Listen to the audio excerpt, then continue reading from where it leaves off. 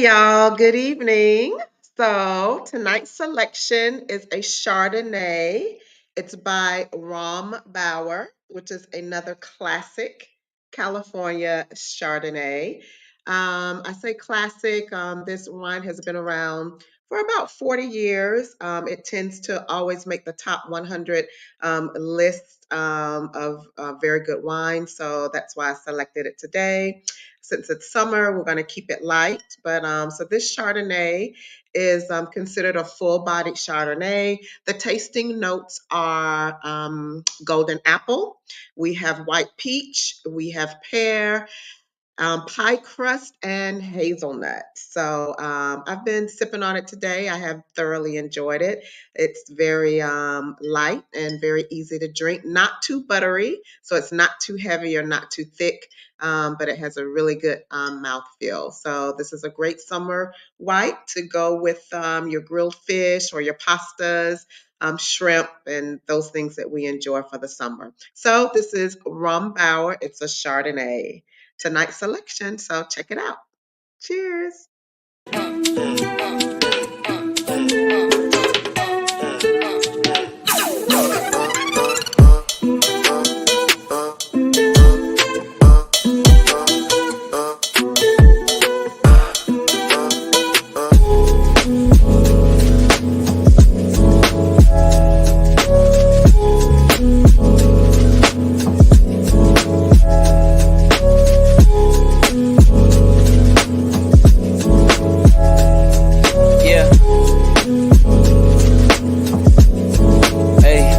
Beginnings on the cusp.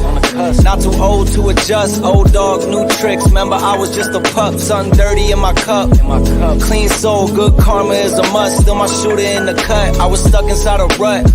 Played the game, made bank, move G. Anything to get a buck. You won't find me in the club. I'm in the lab trying to sharpen up the sword. Swinging blades at these scrubs. Bitches flock like bugs to the light. Getting right. Treat my hoes like these raps. I don't really got a type. Off top, bullshitting. All I needed was a mic. Yeah. Hey, pass the rock, it's all butter. Pack your bags and take flight. Don't worry, it's all covered. Hey, live your life while you can. Our days are all numbered. Rain could cause thunder, but the sun comes after, clearing up the disaster. Isn't it lovely? I ain't looking back, I'm focused on what's in front of me. Everybody dates a number, but I'm still here luckily. I know that God got me, so I'm in good company. Yeah.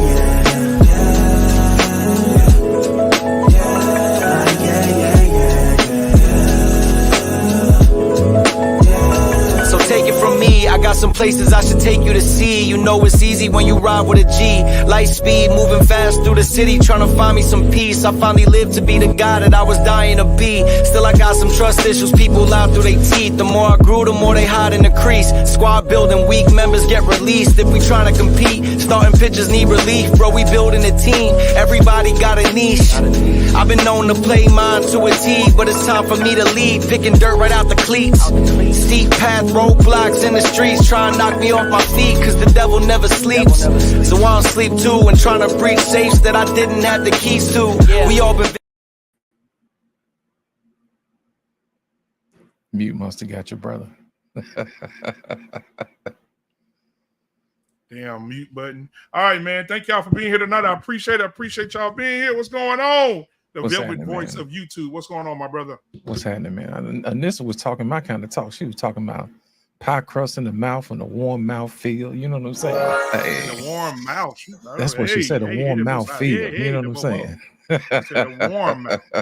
The mouth. That's it. Oh, man. That's how you start a show out. Tonight, man, that's how you start out, with a warm, wet mouth. Ladies and gentlemen, thank y'all. Both sides. Both sides. Thank y'all for being here tonight, man. Who we got in this chat tonight, man? Who we got lost? Well, first of all, we have Embraced the Grace as always. You know what I'm saying? Then we have Boss Man in the building as usual, and the lovely Melania in the house. Yes, indeed. And we also have Take Heed to the Message in the building, followed by the chairman of the board, Mr. Paul Bennett, in the building. You know what I'm saying? Yes, and we have Lon in the house. A-Team as always. Good to see you. And then we got EAE in the building. Who else do we have? We have you. What up? We also got Anissa in the building. and Jason Vega. Man, wait a minute, y'all piling on in there. Then we got Mrs. Jenny in the building. Yes, indeed. And I think that's it. Mona D. Hey, Mona D, what's happening, baby? Good to see you. And that's it so far, but you know they're gonna be piling in a minute, so you know how that is. Absolutely, man. Okay, listen, man. I want to start this show out by bringing up the people in the back first, and then we're gonna start talking about this bicultural person who now seems to be black and wants to win the presidency. So let's see who we got in the back right now. First of all, I want to bring up it's two people on one screen. All right, so I won't be disrespectful. Okay, It's two people on one screen. So I want to give it up to the beautiful, the lovely, God-fearing woman of God, a wife, a loving wife, and about to be a loving mother soon. Give it up for Miss Jenny. Come on, put your hands together. Give it to her. Welcome, Miss Jenny. How are you?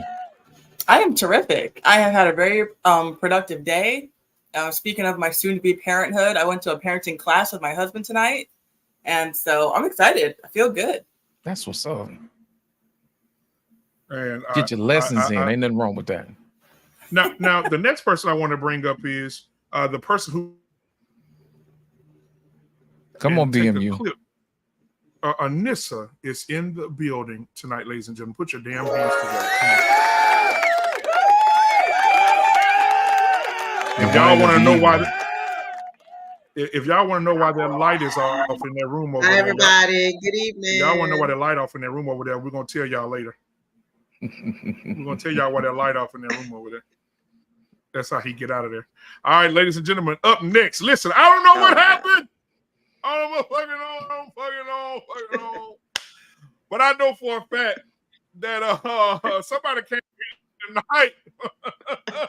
Watch the damn old video or something. Came in here tonight, said, I ain't coming to play with you niggas tonight. Hold on a minute. Embrace the grace in the building tonight, ladies and gentlemen.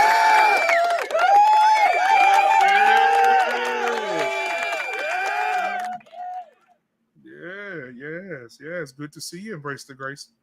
All right, now last but not least, guys. Come on now.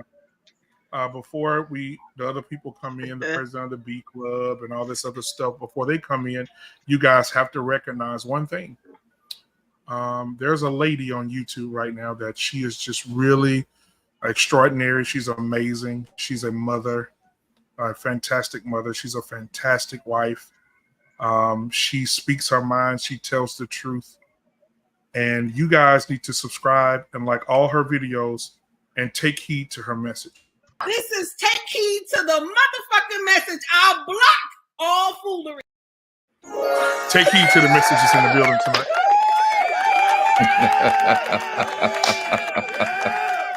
That's one hell of an intro. Now, before we move on, we have another man in the building tonight. Me and him in this voting to be in more agreements than we are disagreements. All right, because me and him are agreeing on some things today. Give it up for yours truly, the freshly shaved R Payne is in the building. R Payne, what's happening, man? All right, hello everybody. Hello, hey ladies, what's going on? All right, insane in the pain. All right. Now I want to get everybody's temperature, see how you guys are doing tonight, because that's important. And so we'll start off with the lovely Take Heed to the message, and we'll go around the room. Take Heed, how are you tonight? Doing all right. The family's okay. Everybody's all right. You know, we just thank God for another day. That's all. Okay. Absolutely. R Payne, how are you tonight, sir? Hey, I'm cool. Got a date with my daughter tomorrow, so my oldest. So we're gonna hang out. Yeah, so I'm gonna stealthily get all the secrets out of her over dinner. So find out how she's doing, set her straight again, so doing what dads do. Well, Big Earl may come to the table tomorrow night and say, I'm the daddy now. So be prepared. I want to come back on that. Oh my God. Embrace the Grace, who have done it. She did a dance routine before she came, lay back on the chair and let the water hit her. Embrace the Grace. How are you doing tonight, beautiful? I'm good. I'm good. Long day at work, but I'm here with the family. So this is how I'm winding down. Glass of wine, good conversation, and God. So we good. You got a date tonight? You got a date? No, I don't have a date tonight. Okay. That's it. It look like you dress like you want to throw it back tonight. So I just want to It's just the hair. It's different. I wash the hair. It's different. That's all it is. Hey, it's curly. It's my Dominican look. Okay. It's to throw it back hair. Anissa, how are you tonight, lovely? Uh-oh. Anissa, can you hear me, baby? Okay. Okay, all cash apps tonight will be going toward Anissa's internet service because we have to get her away from Cricket Wireless. It's not working. Okay. Anissa, look, she froze right now. This Sesame Street freezing face right now. It's all that wine. All that wine. And Bartholomew over there in the corner cutting the internet because he wants you to throw it back one more time before you leave. We'll come back to Anissa. Praise the Lord, everybody. Miss Jenny is on the killing herself laughing. Ladies and gentlemen, Miss Jenny, man, we're so proud of Miss Jenny. I'm a PhD. Miss Jenny, how are you tonight? And how's the family over there? I can't complain. I was just saying, how productive my day was. Oh, I got a new customer. I don't know if I've ever told you guys this over here before, but I do pet care. And so one customer left. We had a going away party for them at my house on Thursday. And then come Saturday, I had a new customer just happened to come along. So, God is always providing. Won't he do it? God is always providing for those who know their place, stay in place, and be in the place for him. You know what I mean? So, so you doing your thing, man. If God blessing you like that, he's seeing something in you that he wants to continue to work in and work through. Hey, that both sides. I'm gonna run up out of here in a minute. All right. So, before we get started, I want to start the show out. Who we got? Everybody? We got everybody. Lost in translation. How are you, sir? How's everything going over there? I'm well. Thank you for asking, sir. And I need to ask you, how are you doing? Man, I'm sunshine, partly cloudy. I'm honeymoon happy, peacock proud to be in the building with you beautiful black people today. Yes, indeed. Lost, we're going to talk after the show because I have some questions for you. I got you. Because I haven't caught up with you in a while about that situation. Anyway, we'll talk about it later. Yes, indeed. Yes, sir. So, ladies and gentlemen, before we get started tonight, I want to start out with this video right here. And let's see what happens. She put over 1,500 people in jail for marijuana violations and then laughed about it when she was asked if she ever smoked marijuana. She blocked evidence. That would have freed an innocent man from death row until the courts forced her to do so. She kept people in prison beyond their sentences to use them as cheap labor for the state of California. And she fought to keep cash bail system in place that impacts poor people in the worst kind of way. Bottom line is, Senator Harris, when you are in a position to make a difference and an impact in these people's lives, you did not. And worse yet, in the case of those who were on death row, innocent people, you actually blocked evidence from being revealed that would have freed them until you were forced to do so. There is no excuse for that. And the people who suffered under your reign as prosecutor, you owe them an apology. Senator Harris. She had no words. So I want to go around the room.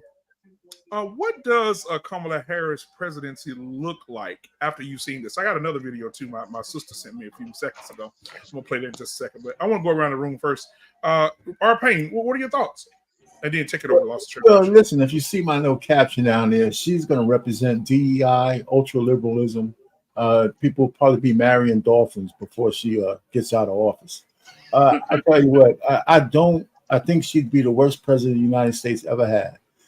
Because mostly the women are going to vote for her and the simp men are going to vote for her just because she's a woman with color to her skin. She don't even associate herself with black people unless it's in her favor. And so I'm afraid that, all the AKAs, Qs, and everybody else, they're going to vote for her just because of who she is, not any of her policies.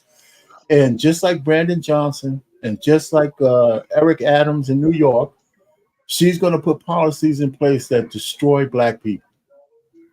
You know, so just like they let all those illegal immigrants in, and all the little coin that they put their little tax dollars in are going to giving credit cards to illegal immigrants. They stay in the best hotels. They get all the training they want to take over the lower rung of the so-called black jobs, the working servicemen jobs. They're all getting trained for that shit. And so she's going to be an absolute shit show. And let me tell you this. Trump, he got what he wished for. He should have hoped that Biden would have fumbled his way all the way through to the election, because she's going to be a formidable an opponent, more than people think. And let me also say this last thing, we'll land it here. If the Democrats try to put anybody in her place, we are all going to see what it means to fight angry black women. And I don't give a shit if they're 7% of the population. Once those ladies start screaming that they got slighted, they're going to destroy the Democratic Party all over the place, because they won't stop. They won't stop. It'll be all over. They'll be saying, you think the black man got it bad from the hyenas? You wait till the Democrats don't put it there, forget it. They're going to lose big. So I think Donald Trump is going to make a mistake, especially if he goes over the line and says anything about her as a woman. They're going to play that goddamn misogynistic card to the end of the time, so, and it resonates with some people. The only way that I said I was going to stop. White women might not like her, but forget it. She got 100%, maybe 99.5% of the black woman vote. And the simp men who want to get pussy that night, they're going to go that way too. So, so that's, let me just land it there. But I could go on and on, man. She's going to be an absolute shit show. And that's how I feel about it. Appreciate it, Arpane. I want to hear from Anissa. Anissa, do you think that Miss Harris will have a poopy pants show, as Arpane would say it, if she's elected president? I definitely don't agree with Arpane. Interesting times for sure, with what's going on both sides here. I have not really had the time to delve into her record as a prosecutor. I just know the things that I have heard, but I don't think, me personally, I don't think that I am going to hold her, whatever that track record may have been. I'm not going to necessarily hold that against her, because I think that she was operating in the capacity of her job, which was to prosecute. And if you break the law and you get caught on the wrong side of the law, you are going to be prosecuted. I am not familiar with the laws in California and what they were at that time, but I imagine she did her job, and I imagine she worked at the top capacity of her job. That's just how I feel about it. I'm not going to hold that against Kamala, just as you guys aren't going to hold the Central Park Five and the racial discrimination cases and things like that against Trump. So I think that we can probably both move forward on the things that maybe both of them have done in their past that aren't necessarily stellar towards Black people. I don't necessarily think that that she is going to have policies that are against Black people. I have not seen any policies on the opposite side that are for Black people, that are going to help Black people. I have not seen that as well. I don't necessarily think that she's going to have any policies that are against Black people. I think we have to at least give her an opportunity, being that I know everybody's probably going to try to tie her to Biden, but if she's going to be running for president, she probably, I would imagine, going to have her own platform, may do things different. We haven't heard that yet. I think we need to be fair and at least listen to what she has to say. Again, I think it's interesting times. Have to see how this plays out. That's how I feel about it right now. Now, before we move on, I do want to bring it to perspective that Donald Trump did put a newspaper ad out calling for the execution of the Central Park Five. And then even after they were found innocent, he put another ad out. Now that's the bad. The worst is he had no dealings in the police officers that arrested those boys, the woman who have falsely accused those boys, to put those boys in that situation. Now, The difference between him and Kamala is that he put in a newspaper ad, call it with an opinion. Kamala has actually put black men in prison for weed for 15 years, 20 years. This is public record. And I'm gonna put it up here. We're gonna do a show on it. It's public record that this woman had put people in jail for having weed for 15 years, 10 years. And then she goes on the Breakfast Club and says she smoked weed every day in college. So you putting people in jail for 15, 20 years, and you've been smoking weed while you were in college, even when you got out of college. So ain't nobody gonna stop just because they got out of college. And you put people in jail, taking them from their families and their kids over some weed, and you smoke it yourself. But that's neither here nor there. We'll get everybody else's thing. We'll talk about it. Then go ahead. Appreciate go ahead, it. Take heed. Take heed, you're on deck. Is withholding information to keep innocent people in jail a part of your job as a prosecutor? Do you think that's a part of somebody's job? So I heard, okay, I was watching some news on PBS, okay, and this was a while back. I remember seeing something like this, but I was like, let me go back and check something. So I did a little searching this afternoon, and I found the news again. So Kamala had put somebody on death row, and because she was hiding evidence. Yes, blocking evidence. So the judge had to demand her to bring forth the evidence. This man was on death row. He was going to lose his life because she was holding evidence. Then 1,500 people she put in jail over weed. 1,500 people she put in jail over weed, and she blocked the fact that they can get bail. You know how somebody signed for you if to get bail and stuff like that. She blocked that process in Cali, so you couldn't get bail. You would have to sit there in jail until it was time for you, or whenever they had to call you in front of the judge. So the thing is that Trump has done a lot of shit too. He has done a lot of shit as well. And I understand where everybody coming from when we talk about Trump too. But I'll share something with you. If you say that you are my sister, if you say that we are the same, should you want to fight harder to see if I'm guilty or innocent? You know what I'm saying? If I'm guilty, punish me. But if I'm innocent, why would you let me sit on death row? If you have evidence to show that I'm not supposed to be there, why would I still be there? Why would the judge have to demand for you to bring forth this evidence? That's not a good prosecutor. And not saying that she's the only one that has done that. Other prosecutors probably have done that too. But her credibility comes into play.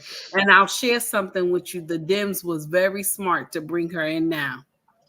They were very smart because they knew if they would have brought her in 2 years ago, all this would be some problems because people will put into question her capability.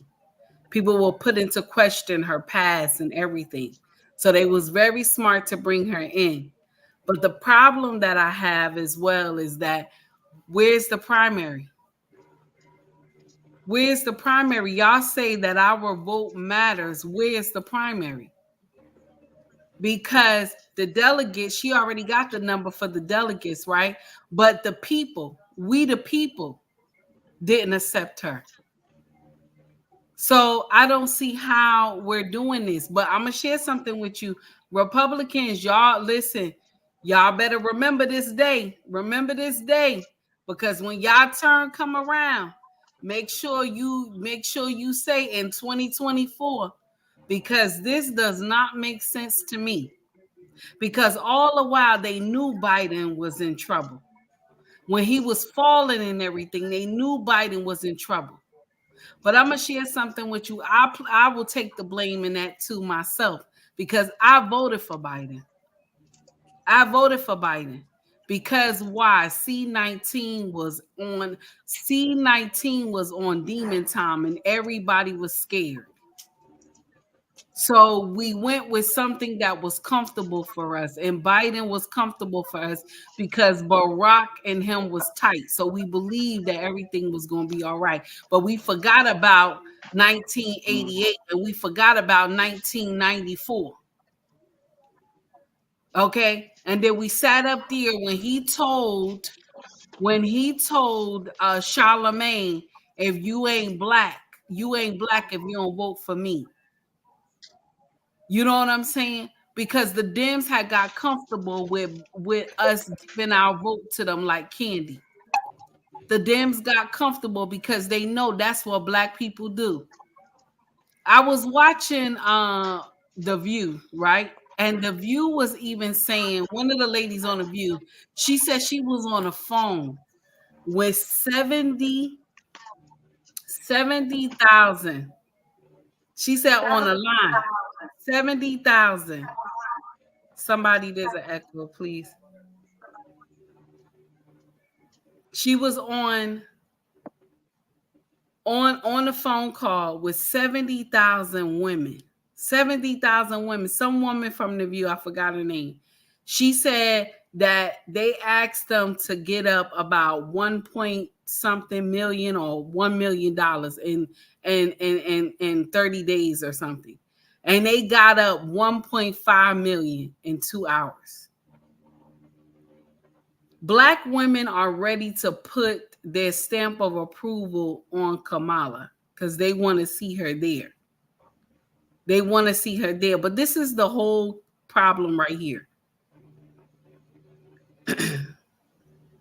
Black women are not the only people that can get you to the presidency. There are other cultures here that will lead you to the presidency. Black women only make up 60%. Yeah, it's 16 million black women who are eligible to vote. That's only 67%. So it's not just black women you need every race of woman to vote for you. And you got to understand all these women come from different backgrounds. They have different religion. Some of them are governed under kings. It's not just, oh, the woman, she's a woman, let's vote for her. And that's the thing we have to understand. Because I'm going to share something with you. If we really wanted a woman to vote, right? I mean, if we really wanted the woman to be the president, right? Hillary got some shit with her too. But Hillary is more qualified than Kamala. Why didn't she make it?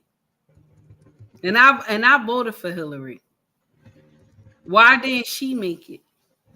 She's more qualified. What does that tell you? America is not ready to have a woman president. I don't care who get behind. Because 98% of black women got behind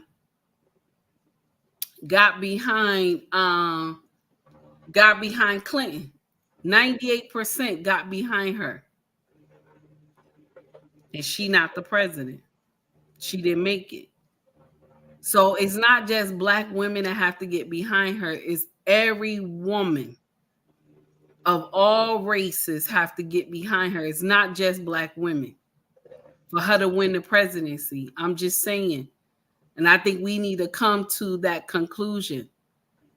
And it's crazy how we sit up here and we think that both of these candidates make sense. Both of them devils.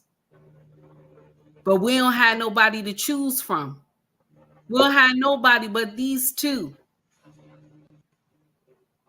But I will share something with you, and a lot of people will get mad with me after this live. I give two shits. But I don't want to see a woman president. I don't. We too emotional. I don't want to see a woman president. I really don't. I don't dislike my sisters, but I do not want to see a woman president We don't handle shit well when we get upset. Somebody don't like what we say, we get upset with them. Somebody don't follow what we say, we get upset with them. Even the best woman who has a PhD, college degree, and all that, she can get indignant at times. So no, I don't want that. Men do business. Trey said this at best. Men do business with men that they can't even stand, but because they make money with them, they gonna handle that business. Women don't do that. If I don't like you, bitch, I don't like you. That's it. And I'm not gonna fuck with you. That's the truth. I'm done. I'm finished. Yeah. How do I come behind that? But I'm going to try. I'm going to try to embrace it. Let me tell you something. America is on critical condition in the ICU on life support.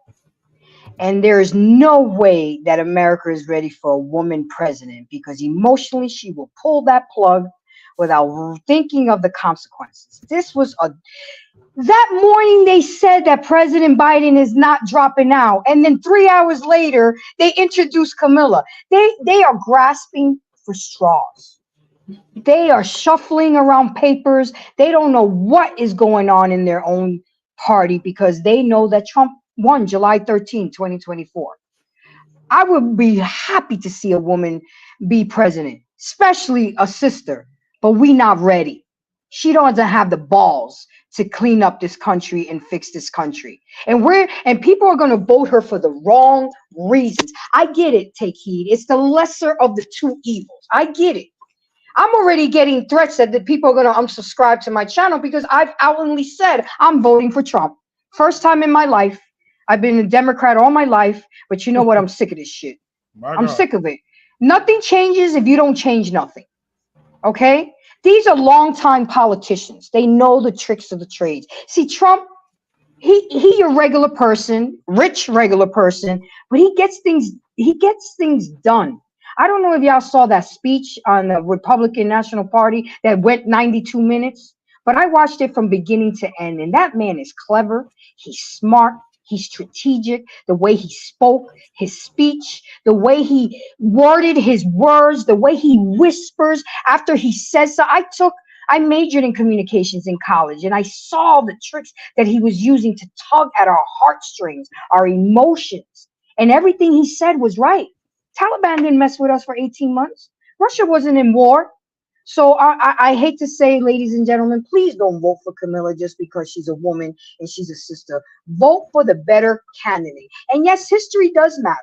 The shit that you did when you was a prosecutor does come up now. That's why you're supposed to. You're not supposed to expose your skeletons in the closet. Some of us have cemeteries, and it's gonna come out. And then it's out there that she slept her way to the top. And now you want to she's never claimed that she was black. And now all of a sudden now she's a black woman overnight. Wow, if she can do it, then I can do it, right? I mean, come on now. Let's really think about this. And then let's see who her running mate's going to be.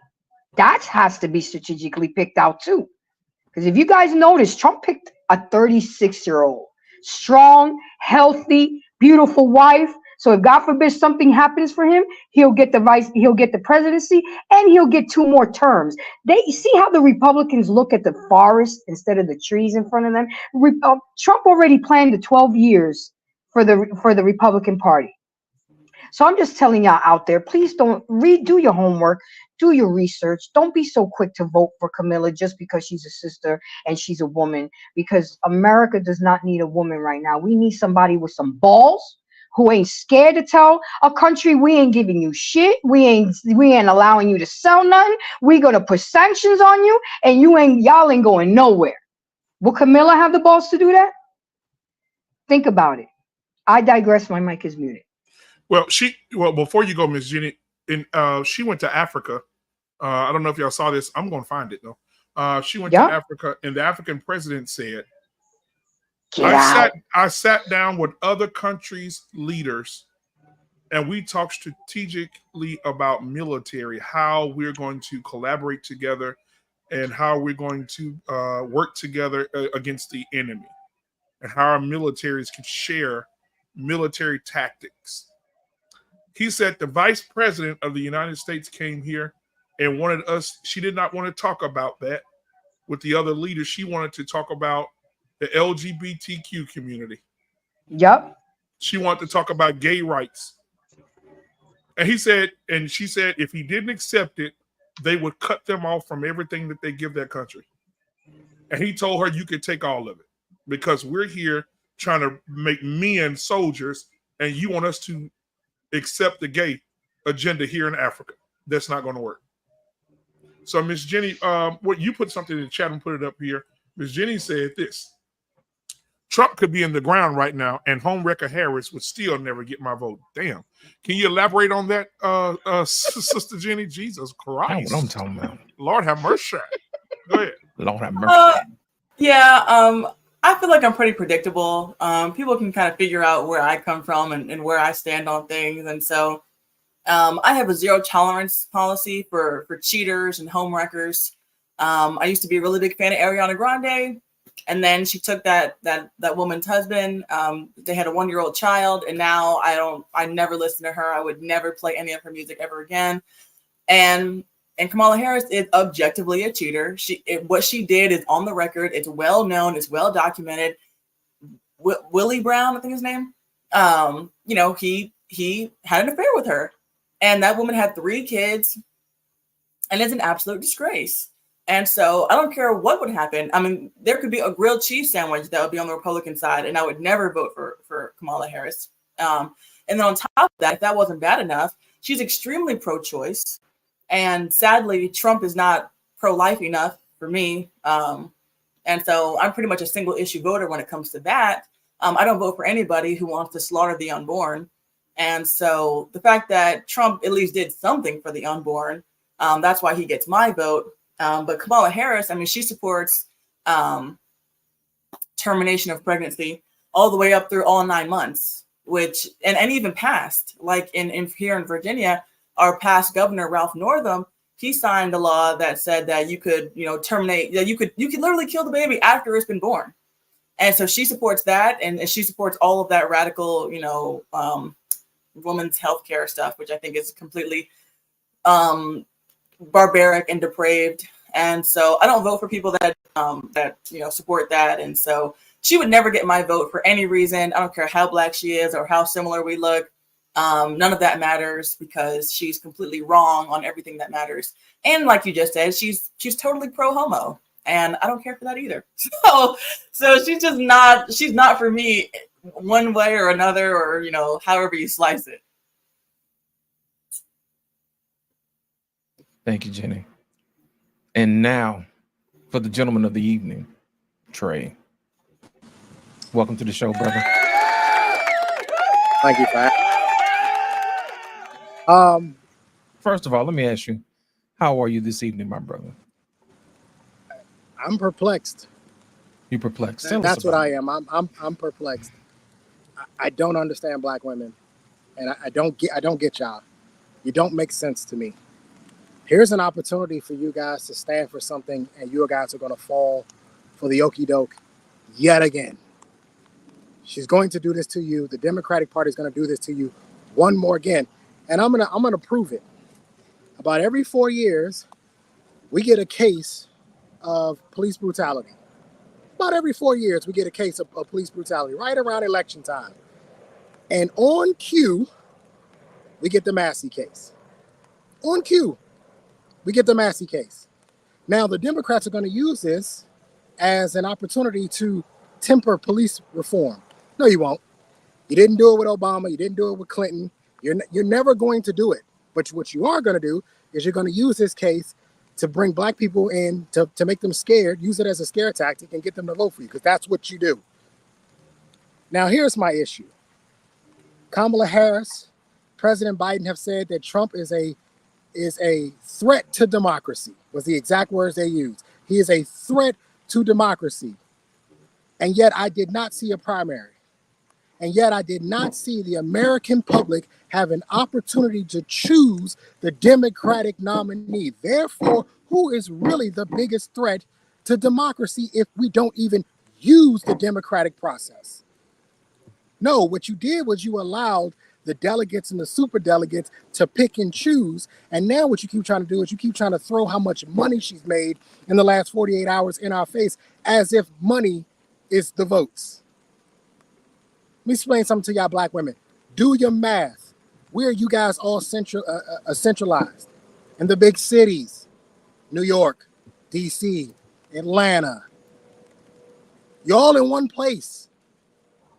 The electoral college votes. If y'all all in one place, it all counts for the same votes. This is math. I don't make this up. Y'all aren't spread out enough to actually have some sort of influence over the vote. But let me tell you who is spread out enough. White women. White women are. They all over the country. They in rural. They in the city. They all over the place. They are in places that black people can't even go to, sundown towns. So the issue here is, at what point in time are black women going to actually address the issues? I hear Anissa talking. I never once heard Anissa talk about Kamala's policies. Where does she stand on immigration? Where does she stand on taxes? Where does she stand on police reform? Because we're going to go through that the whole process now. Where does she stand on? Oh, that's right. Y'all don't care. Y'all don't give a shit. Nobody cares. She black. So we're going to vote her in. She a part of the Divine Nine. So, hey, we're going to get her in there. The same shit we did with Obama. And how did that work out? No, he spent 8 years fighting for gay rights and chasing hedge fund managers and didn't do a damn thing for black people.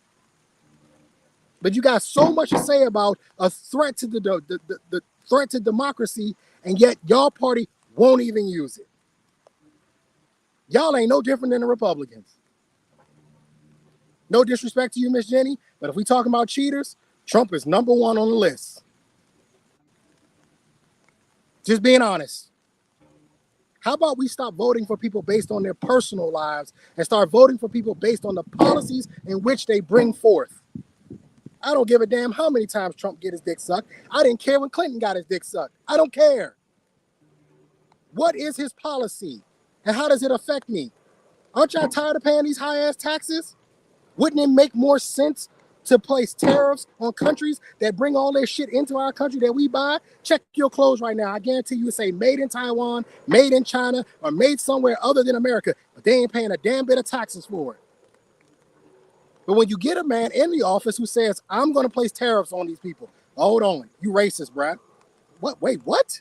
That policy affects all of us because we all pay taxes.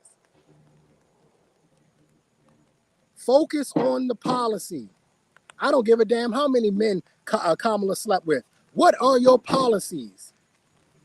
And as of right now, nobody knows because she won't talk about them. But yet she garnered $100+ million based on what? What did she get? What did she get? Somebody tell me. Tell me what she got it on. Tell me her policy. Anissa, anytime. Tell me where she stands on immigration. Because that's what she was in charge of, and she failed. She been asleep at the wheel. She been going to ribbon cutting ceremonies for the last 4 years. I'm done, man. Oh, wait. Go ahead, Loss. You know what? Here's the thing. What people don't realize is that we love to fall for the okie doke. You know, if you watch the news and you watch all of the news, you would understand that they didn't raise $1 million. What they did was the super PAC set that money aside for the Democratic candidate. And as soon as they got the endorsements, they were like, okay, now you can give her the money. You know how I know? Because they held the money back from Joe. Joe had already raised that money. All they did was release it back to her. And that's it. I'm not going to hold the show up. I just want y'all to make sure that you are informed people and you understand exactly what's going on. Don't live in your own little bubble because we're easily controlled when all you listening to is CNN.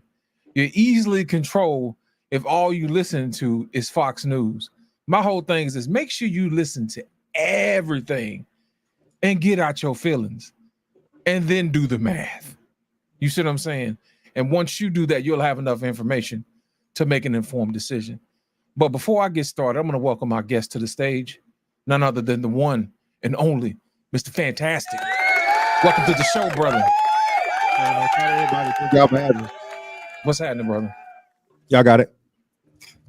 So what are your thoughts, man, on how would you like to see? I know you're going to vote for Kamala, so I know you're a huge supporter. I know that she's your number one pick. So what are your thoughts on Kamala Harris, my brother? Listen, man. No, sir. She shall not be getting my vote whatsoever. She doesn't have any clear policies on anything.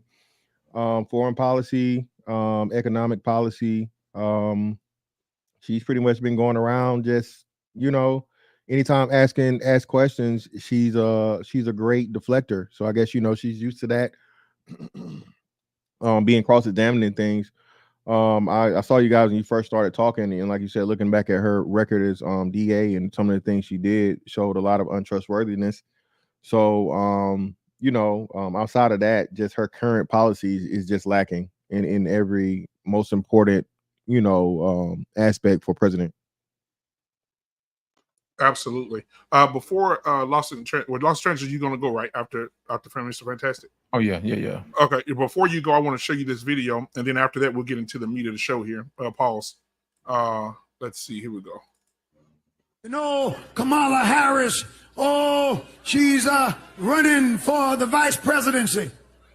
I call her Miss Lock Up a Brother, for when she was the AG in California, a Negro knew, a black man knew that he was dead in the water. He was dead in the water. Matter of fact, you don't need a trial. You might well go into jail if you appear before her, because she took pride in locking up black folk. And now all of a sudden she's trying to be sister girl. I'm telling it. Check out her record. She locked us up left and right. Yes, she did. Yes, she did. Yes, she did. Yes, you did, Kamala, however I should pronounce it, you did. And now we're supposed to forget all that stuff. And she boasted in California that she was one of the first. I got the tape queued, but my time's up today. One of the first I showed you Thursday night to perform a same-sex marriage. Y'all want to see it? You want to see it? Let it rip. Let the rings exchanged and the vows declared symbolize your commitment, sincerity, and affection. Yeah. And may your love never falter. May your love never falter. By virtue of the power and authority vested in me by the state of California, I now declare you. She's got to be stopped. All right, go ahead. Lost in translation. You got it. I wasn't ready for that one, man. Man. Well, all they did was give me some more wood, man, for this file I'm about to be. Whoa, pause. Oh, okay. Go ahead. Listen, man. When you vote for somebody, man, don't just look at them. Look at the damn team they're building behind them, man. You know what I'm saying? Is this team that they're building for what you stand for? Ladies, if you stand for families and America and making sure that everything is all right, this ain't it. You can't build no family like this. I don't care how you want to say it. If you call yourself going to church, that's going to be between you and the good Lord above. You know what I'm saying? My whole thing is this, man. Look at your team, man. Look at your team. Look around. Who all is behind this woman? You see what I'm saying? Who all is behind people who put together these teams? You see what I'm saying? And my whole thing is this: if they're gonna sit up here and talk about Project 2025 and how many people they have in place ready to go, the first question I'm gonna ask is, where's your team? You know what I'm saying? How come you're not putting together the team? Sounds to me like you're not prepared. You know what I mean? You got a whole bunch of people running around trying to figure out exactly what you're going to do with your own Democratic convention. Y'all don't know who going to be the doggone nominee, but y'all going to go ahead and slide somebody in who really didn't even work for it. Is this what we come to? Is this what competition is? Is this what we stand for in America? We just going to go ahead and slide somebody on in there and not even vote for them? Is this what we going to do? Man, how is that honest? You know, if you go to court, you would expect to get an honest shake and an honest deal if you find yourself in a snafu. But you got to think about it, man. If you in a situation and you looking for an honest shake when it comes to justice, you're not gonna get it with her. She already told you she gonna withhold information if she don't like you. She already told you, black man, she don't like you because she didn't marry one. You know, she already told you what her foreign policy is gonna be because she got a Jewish husband and kids and none of her own. You see what I'm saying? She already let you know she got an axe to grind with black men. She didn't even consider asking us for our vote. She went and got on the phone and called all the sisterhood and said, guess what? I need your money. And you know, the killing part about it is they really didn't raise no $1.5 million in a few hours. They didn't do that. What they did was they asked the AKAs for $40. You know what I'm saying?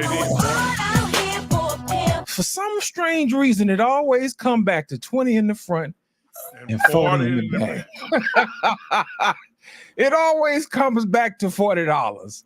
You know, what is this proclivity that we have with $40? You know what I'm saying? It's just like we can build a whole nation with $40. Let me tell you something, man.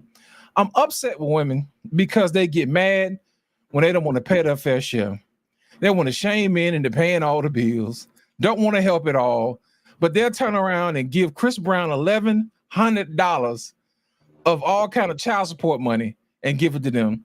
They'll turn around and give Kamala Harris $40 to raise, quote unquote, allegedly $1 million. And their kids don't have food. Their kids don't have backpacks to go to school. Dr. Umar whole school ain't been built yet. Y'all could have gave that money to that man, and Frederick Douglass would be standing right here to this day. That lets me know that you really ain't for our community. So as far as I'm concerned, you've already drawn your line in the sand, and most men already know where they stand. So my thing is this: you can say all you want to say. You can try to shame men and whatever it is you want to say. But at the end of the day, I assure you, she will not be the next president of the United States of America. All right. Now, she's been waiting patiently. I know Anissa has a lot to say about that because I know she's one of the supporters of thinking that Kamala will be great for this country. Anissa, what are your thoughts about what you've heard around being here? I think everybody here says, I mean, I know it's 8 of us, at least no votes for 8 of us here. So what are your thoughts? Nothing no one said changes my opinion. I'm independent. I'm not Republican or Democrat. But I definitely know 100% I will not vote for Trump. But there is nothing that was said here today that would change my mind to vote for Trump. Why are you voting for Kamala? I didn't say I was voting for Kamala. I said I definitely won't be voting for Trump, though. That's for sure. And there is nothing that was said here by anybody that would make me vote for Trump. So but that's just my position. That's my position. Who's the independent? Kennedy? Kennedy's the independent, right? Independent. Oh no, I'm not gonna vote for him either. Yes. I think he's crazy. Yeah. I mean, I'm not gonna. I definitely will not vote for Trump. That is for sure. I'm definitely not gonna vote for Kennedy. I think he's a quack. So I don't know where my vote is at this moment, but it won't be Trump. Where you gonna vote. You know where you vote for. Come on now. You gonna go with them $40, man? I'm telling you, we already know. It's all right. Bullshit. Come on now. I have research to do and that I will do in my own time. I know how I feel about Trump. I know how I felt about Trump the first time, and I don't think that it has changed. And there is nothing that anyone has said up here that is going to change my mind about Trump because I feel the way that I feel about him. And that is my position. I answered your question. You know what, black man? I'm gonna tell you something, man. A man convinced against his will is of the same opinion still. Her mind is already made up. Just because I don't agree with you. No. I didn't ask you to agree.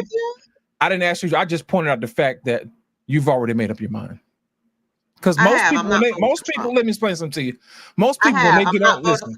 Let me explain something. Most people, when they get on TV, they always going to say, "Well, I'm an independent. oh, I'll stand for this one. I stand. No, you don't. I vote for the No, you best don't. person. No, you I don't. vote for the best person How's and my the whole best thing is, policy. if you're voting for the I best do person, not believe just because I don't agree with you about Trump I never does asked not you mean I'm to. going to vote for Kamala. I never asked you to, I don't because think I'm Trump is smarter the than best that. person, and I don't think he's the best person for the job. 20 in the front. That And is 40 in the Hey, bag. You know what I'm hey, saying? My whole thing hey, is this: if you Okay. have enough, if you don't have enough information to make an informed decision, I'm not gonna sway you one way or the other. You see what I'm saying? Your Well, you're information is what assuming you I don't have, have but at and the I have same not time, researched Kamala, but I know Trump, and I will not vote for him. I know him well enough to I'm say not I will tell asking you you 100% to. As for that. a matter of fact, I implore you So to don't do sit more up here research. and say that I'm not informed. You're But making my an thing is, if assumption you're that going I'm to not vote for informed. your I'm candidate, informed enough about that individual that I will not vote for him. Hold on, Loss. Hold on, Loss. Now, Go now, ahead. Anissa, this is contradicting Yeah. now. This is contradicting. Let me tell you why.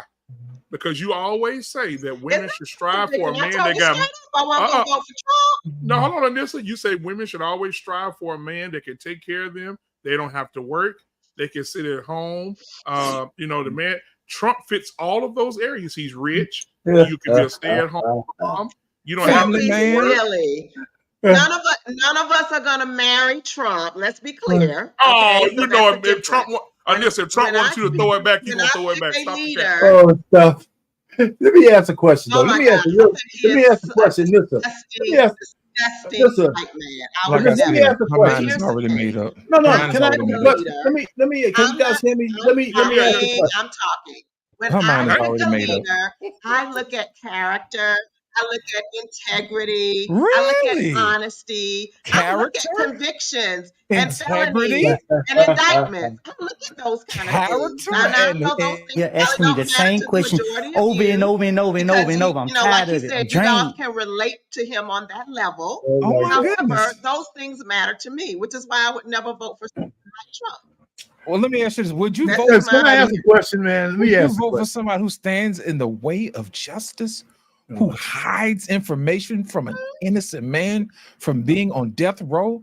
Is that the same type of That integrity man is that you were he's voting still on for? death row, isn't he?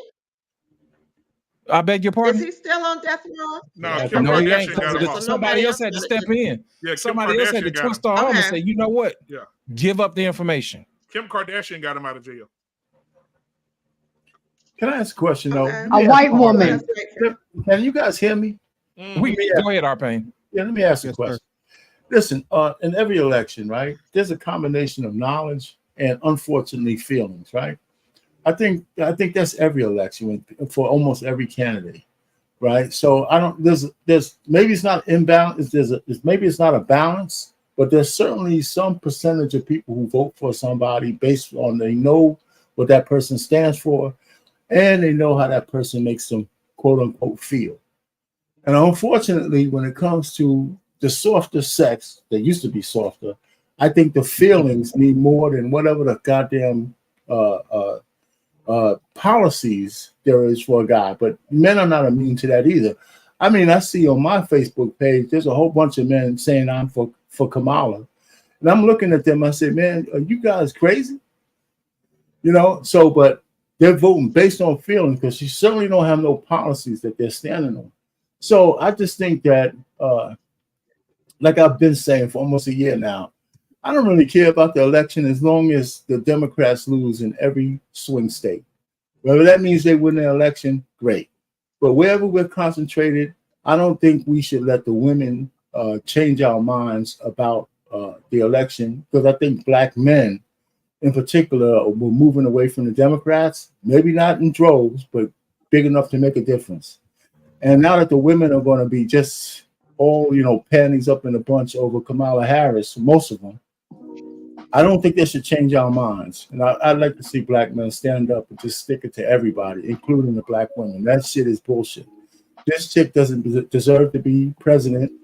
And right on your network, I did a video. We did a stream on why black women don't have the temperament to be president. Maybe no women, but this may be a few. And I have my favorite. But let me just land it there. So I think a lot of feelings are going to get wrapped up in this shit. And the last thing we need is a DEI president. It's the last goddamn thing we need. Fantastic. It's on you, brother. I ain't gonna make you wait too long, man. Come on. Well, as far as the Kamala Harris thing goes, or the yeah, man, all of that, man. well, Put some yeah, man. tank on. Listen. The whole thing for the Kamala Harris thing is, I feel like this was pretty much a forced situation, meaning that, like you said, they lied about the mental capacity and status of the president for at least over the past year and a half. Again, I was saying this, and it's funny but not funny, but I've literally not even seen one senior citizen I know personally, and I know people that they'll be like 80 years old and 90 fall that many times, like in life, like for real. Like, I mean, you know, buddy's got at least more than one handful of falls, and you know, that is, you know, early onset, you know, certain mental conditions and things like that, right?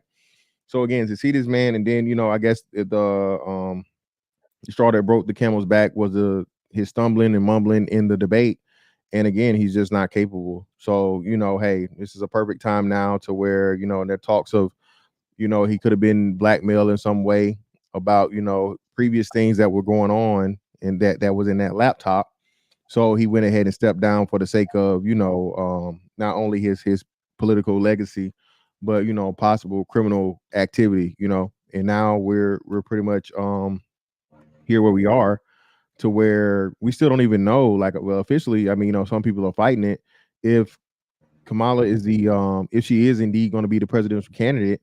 I think what the DNC convention is next week, and she pretty much just skipped over everything other than the super PAC delegations, right? So the people didn't even get to really choose. So I feel like that's going to be I just don't see her winning. You know what I mean? From so many standpoints, her political unlikeliness or unlikability, I think. Again, remember, if you went back, Tulsi Gabbard absolutely destroyed her. You know, and she had to the point of where she had to drop out. Yep. So I don't see her being able to garner. And then if running on Trump again, it just, you know, saying the numbers at what it was the last time.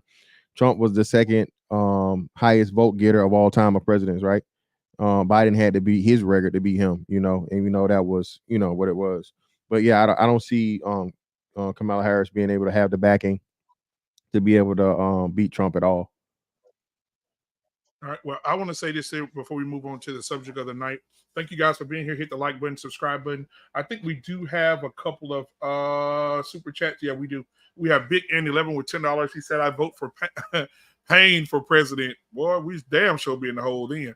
But we appreciate that $10 super chat.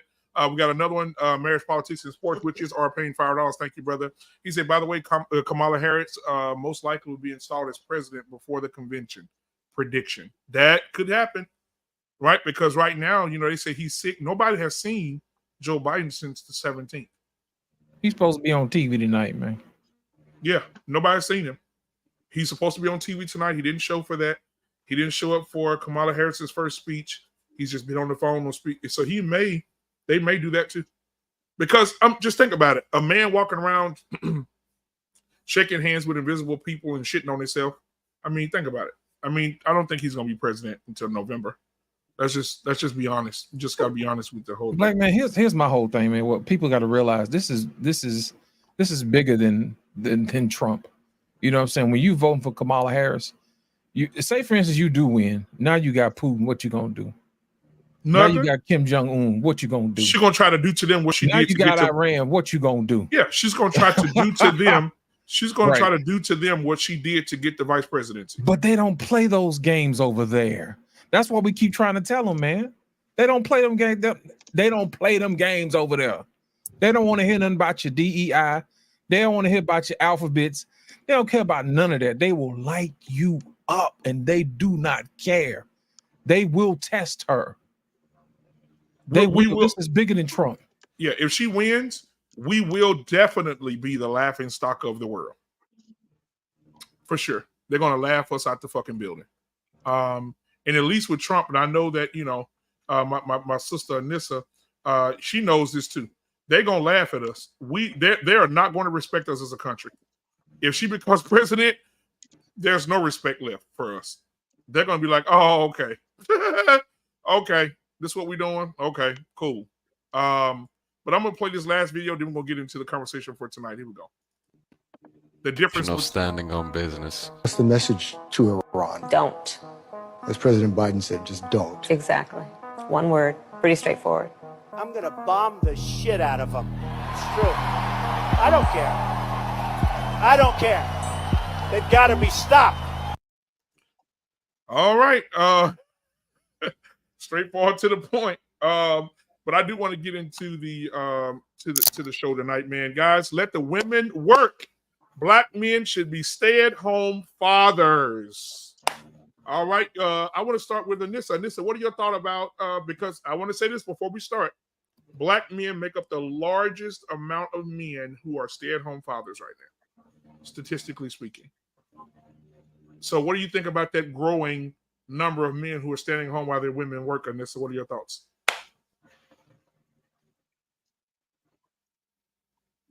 Let there She be on tape delay, man. Oh, there she go. There she go. Did you hear me, Anissa? I did not. Repeat that. Oh no, I said it's a growing amount of men, black men especially, lead in stay-at-home fathers now. And it's a growing thing where men are staying at home while the women are out working. What are your thoughts?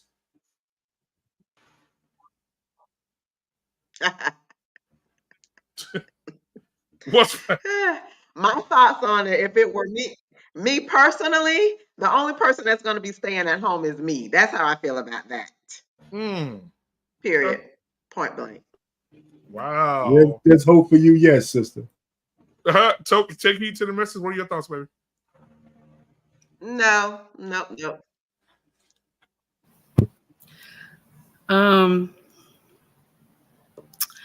I'll share something with you.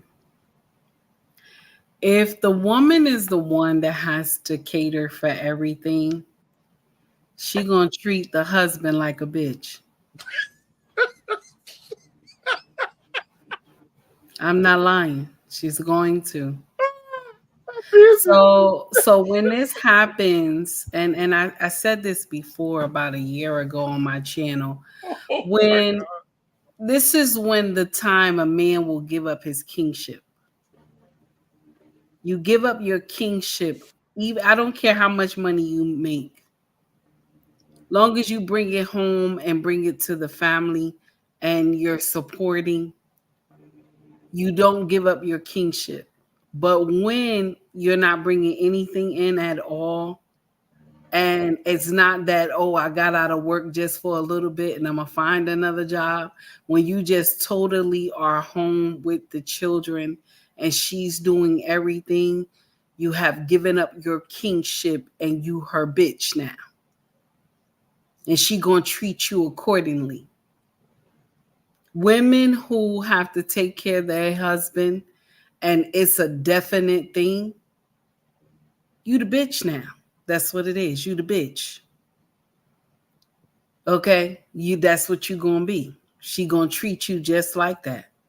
So anytime she get mad, anytime she wants some dick, you better act like you know. So, I mean, I applaud those brothers who do that, I mean, that's your business, But other women gonna know that's what you are. You a bitch. I'm done. I'm finished. Embrace the grace. I don't know how you're gonna follow that shit up. I don't know, but I'm sure as hell try like a button on a fat man's shirt. Okay, go ahead, baby. First of all, it's out of order. It's out of order because that's not how men are wired and women are wired. And just like Takei said, you are not going to have respect for that man knowing that you're paying all the bills, all the mortgage, and you see your man sitting at home taking care of the kids. It's admirable, and I commend the men, but that's what women wanted. So women can't get pissed off. You wanted feminism. You wanted equal rights. Well, now you fucking got it.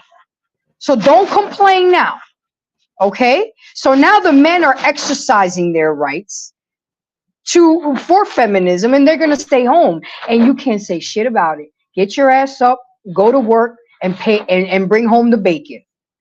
But at the end of the day, I'm traditional. I grew up in a traditional household, and it's out of order. And it probably work for a few years. But when she sees herself tired and bloated and PMSing and ankle swole, and she has to go to work, and her man is laid up watching video games, because what he's going to do, the kids are at school. There's only so much you can do in a day when the kids are at school all day. There's only so much you can clean. There's only so much laundry you can do. He going to be playing video games, smoking an L, calling his boys, and then you're going to get mad. But that's what y'all women wanted. That's what y'all modern women wanted. So reap what you sow, go to work, and shut the fuck up. I digress. My mic is muted. Man, Miss Jenny. Oh boy. Take heed, built the volcano, embrace the grace, lit the match. Are you gonna blow it up? I feel like surprisingly no. I started off my statements by saying that I'm usually very predictable, but I don't think that this comment I'm going to make is predictable for me. But I don't know. I watch a lot of like homemaker content on YouTube and Instagram, and what I find is that in those dynamics, I guess you could say that it is the woman who's the breadwinner, because if she has a really big channel, or if she has a very big platform, has a lot of followers, then she's probably bringing in a lot of the money. And then, they're both stay-at-home parents, and they're both kind of, doing that stay-at-home thing because social media is very flexible. But I think that it would be considered that, well, this is your wife's YouTube channel, or this is your wife's Instagram, so therefore she's the breadwinner and you're just like the stay-at-home dad and you're just helping her out.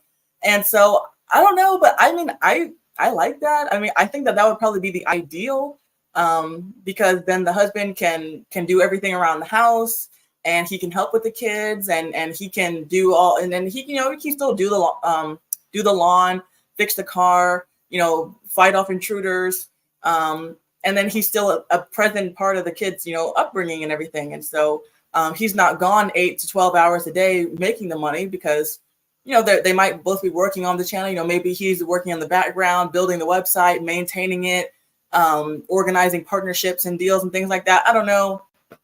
But whenever I see that online, I like that a lot. And I'm just like, man, I like the idea of, my channel getting big enough to where, my husband can stop working his formal job and he could like do something in that regard, or, he could have his own, like, other channel where he talks about something and like we work together on social media or online.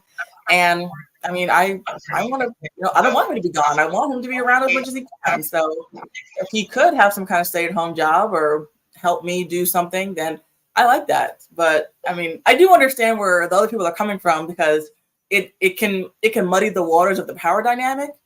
And so that makes a lot of sense. But I think that if you can work that out, then I think that would be the ideal, but maybe not for everybody.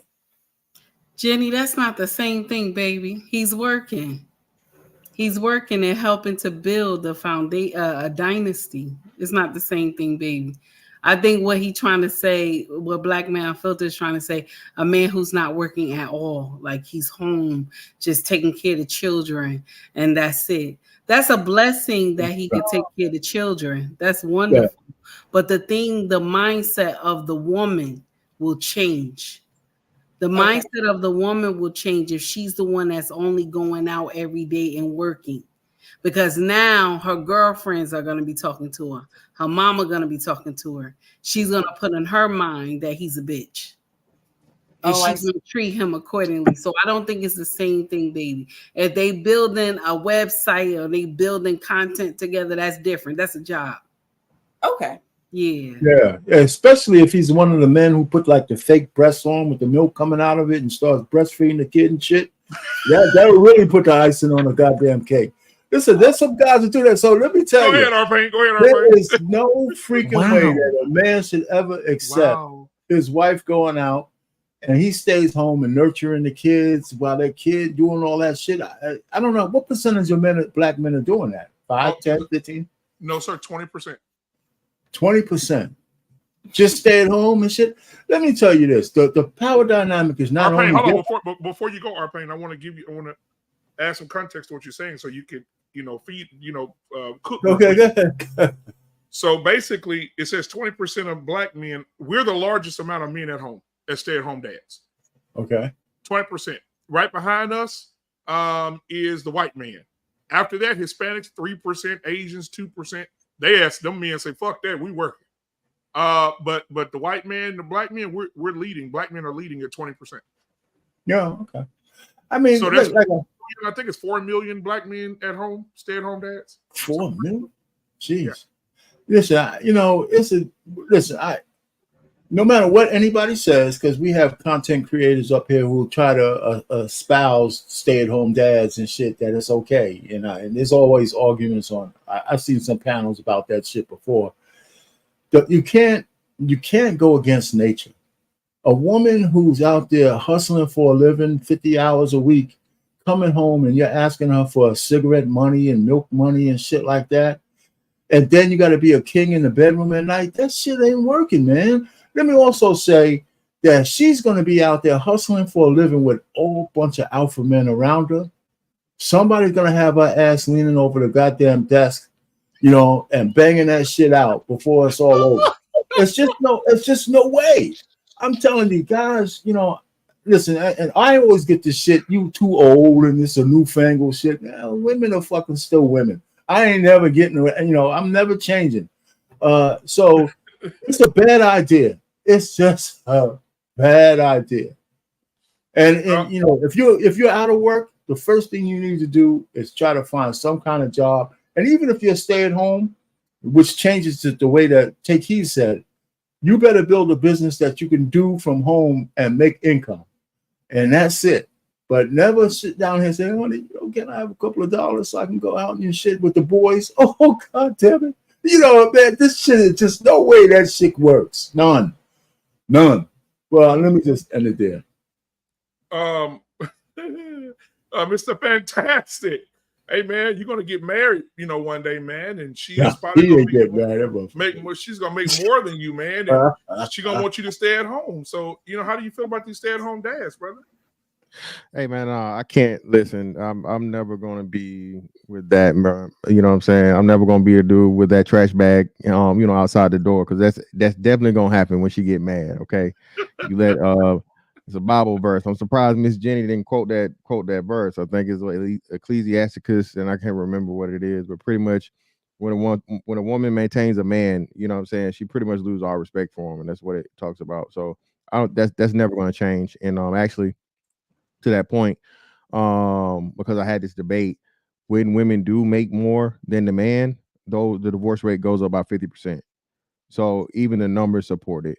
Like Mr. Payne said, gender roles and just the natural way of things. We're never gonna. I don't care that you can have the computers doing damn everything, but you know what I'm saying. But bedroom action for you, and men are still gonna be men, and women still gonna be women. So yeah, man, that I didn't know that 20% is high as shit. That's high, man. Yeah, that's crazy. So again, man, I'm just so surprised that it's even that situation. But if that's the case, hey, man, you all the 6-figure niggas out here, man. Hey, know your worth. All right, exactly, bro. All you brothers out here, man, they got your shit together, man. Know your worth, because that means these women are doing exactly what they say they don't want. They taking care of some broke ass niggas. You know what I'm saying? Paying for everything. You know what I'm saying? Doing the the lion's share. So yeah, man, I think that's something very, very interesting. You need to take heed of and just move forward. We're gonna work on my brother Twin. How you been? Professor in the building tonight. Peace and Pan-Africanism. Peace and Pan-Africanism to the panel. Absolutely. How's it going, guys? Thank you for having me again, Twin. No problem, Twin. Hey, Embrace the Grace. What you got? And then we get to Professor. Well, I know Embrace the Grace did open the door for me last week when I came down to Georgia. So my God! Wait a minute.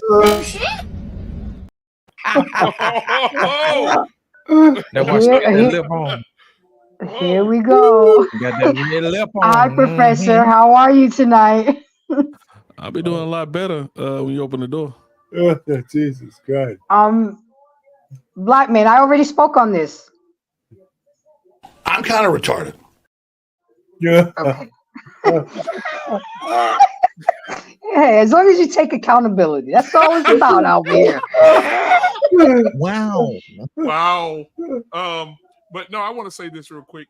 Embrace the grace. Yes, sir. When you marry whoever you choose, because it seems like you're a hot commodity these days. Your cheeks are on fire.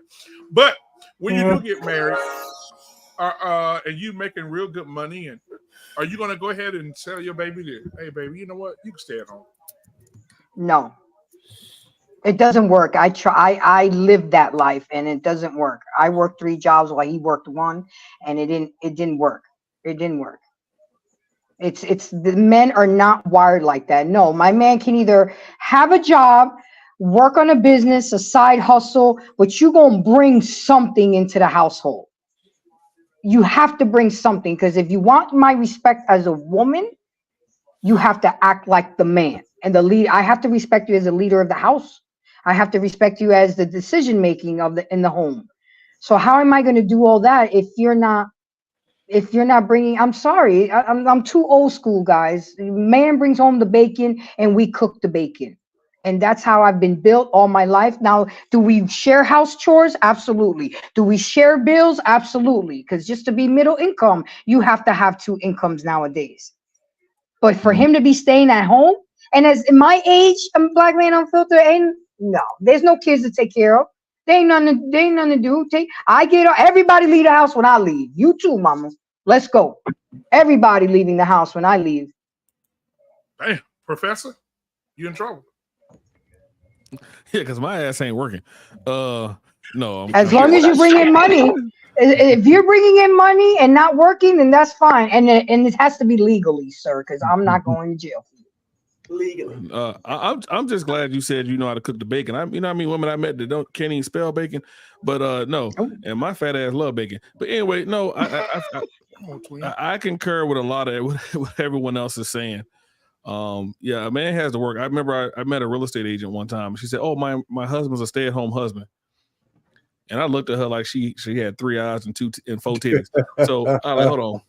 I didn't know what, like, your man stay at home and take care of the kids. Like, where they do that at? But no, some people do that. I guess it's cool for some people, but as for me in my house, I'm gonna go to work. I may not make as much as my girl, or I may make more than my girl. It doesn't matter. We make more together, and I'm going to work. I can't just sit at home and do absolutely nothing. That's not gonna happen. So I concur with everyone else. I'm gonna work. Now, before Loss gets in here, Loss, go ahead and go. Then I'm going to add another perspective to this thing that I've read. Black man, here's my thing. If your respect is for sale, Did you hear what I said? you can keep that shit. You can keep that shit. You know what I'm saying? You can stay over there at your house with your cats and your dogs and somebody else's kids. You know what I'm saying? What's wrong with you people? You know what I'm saying? Your respect is for sale. Let me tell you something. My doggone protection ain't for sale. My provision ain't for sale. You know what I'm saying? None of that. My wisdom ain't for sale. You know what we got to start doing? We got to start charging these heifers for everything. Did you hear what I said? Because we need to run them a tab. You know what I'm saying?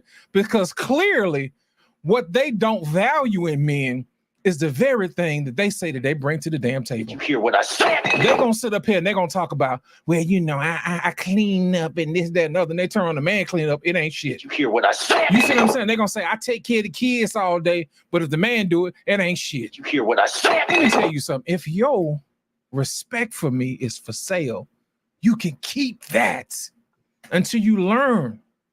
You keep that until you learn. My whole thing is this. Black man, let me ask you a question. What would it look like if all the men stayed at home and kept their kids? I can tell you what I can probably surmise. The boys wouldn't be in trouble. You know what I'm saying? Because the dads would understand them. They'll go out and get exercise. You know what I'm saying? They'll go out to the gun range. They'll go out and teach them ain't nothing in this world for free.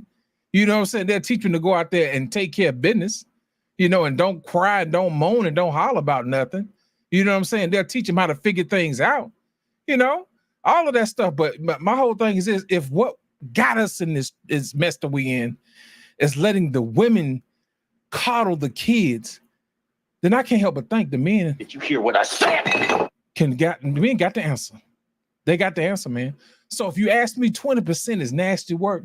But my thing is, if it's getting the job done, man, let them do their thing, man. Let them rock out. Y'all sit up here and y'all want to holler about, yeah, I want to make all the money, blah, blah, blah, blah, blah. But my thing is, if you lose respect for him when he doggone doesn't work, but yet he still maintains respect for you, even though you don't work, the problem ain't with him. The problem is with you. The problem is with you and what you value. You see what I'm saying? You can shake your head all you want to. But the minute we doggone flip this thing and we drizzle it up and drizzle, and then all of a sudden it's a problem, you might want to think about something that you're doing wrong. Because just because you change it around, it's still the same thing. It's just like in math. You know, everything on the side of the equation is going to be the same, whether you move it on this side or to the right. It's the same exact thing. But the minute that you start putting your own personal feelings in the math, it never works out. It never works out. But like I said earlier, if your respect for me is for sale, you keep that shit. Did you hear what I said? Now I want to say this. Thank you guys for being here tonight. Hit the like button, hit the subscribe button if you haven't already subscribed to the channel. We're 100 subscribers away from 4,000 subscribers. And we have done, I want to say this as a break right here. We have done 1,000 shows, guys. 1,000 shows. That's a lot of fucking work. So, man, to you guys for coming on, supporting the channel, you guys watching who are in the chat, thank you for that. We're going to continue to grow and continue to get out there, man. I appreciate everybody and everything that you do for this network. Now, I did want to say this. I think it's I looked at the Pew Research, if you guys want to go check that out. Some of the comments that the people are leaving, some of the white women are saying it's a cultural thing. White women and black women look at stay-at-home dads differently. And watch this. This is how it happened. The white woman says the reason that one of the white women said the reason that I'm a doctor. I make almost $275,000 a year. My husband was making $70,000 a year. It does not make sense for him to continue to work when my kids can bond with their father at home. I requested that he leave his job and be with our children, homeschool our children, feed them, make sure they're taken care of. Requested or demanded? She said she requested. So she said, but it's a cultural thing because white women don't do that. Now, if you go look at the statistics, and I know my boy Mr. Fantastic is great at these numbers. If you go look at what relationships fail when the woman lets the father stay at home, oh, the white folks shit ain't moving. Their numbers staying the same. They divorces, they're not breaking up. But our shit, black women after a couple of years, that shit's done. Them white women, they support it. Baby, stay at home with our children. I got you. Don't worry about anything. You know, if you go online, there's a YouTube channel, Stay at Home Dads on the YouTube channel. Whites on. I ain't see no black dads on there. But there was some white daddies on there. And the woman bought her husband a car, thanking him for being the father he is, and bought him a brand new fucking car and took him to fucking Rome for his birthday and shit. I'm like, God damn. Did she tell him about who's busting it down the door? So, I don't know, but I think it is a cultural thing. I think black would be like Anissa said. She who? She You better buy your man. You heard Embrace the Grace? Yeah, Embrace the Grace said, when I leave, everybody fucking leave it. Take Heed said, you a bitch. Right? And the white women said, no, baby, John, no, I got you, okay? You stay here. But I don't think black men are built like that either. My wife could not come and tell me, baby, stay at home. Fuck that. I feel less than a man. That's just me. But, you know, do y'all think it's a cultural thing? That's the question. Of course it is. Yeah, it's a cultural thing. Come on, Take Heed. I saw your finger up. Go ahead. So I want to share this with you. We are the originals. We always forget that part. Black people, we are the original. In anything that we do, we are the original. Even when Pop didn't make a lot of money and he only brought about $5 a week home, he was a man. He knew he was bringing money home to his family. So black men are not designed to do that. They're not. Ask any black man how it feels when they're not working. If they are a true king, ask them how it feels when they're not working. They feel less than a man. And only how I'm talking like this because I have seen it. I have seen it. It doesn't look good, and it makes the person feel less than a person. When me and my king first married, I have always made more money than this man. I've always made more money than him. My king felt some type of way. He went and got another job so he can make more money than me. And I looked at him. I said, honey, that's not what we doing. You don't have to do that. He said, no, it's not that I don't have to do that. He said, I want to do it. I want to do it. And now, even now that we have been married this long, for about 10 years, my king has made more than me. I don't make as much as I used to once I left where I was in Newark. So my king takes on the lion's share of everything.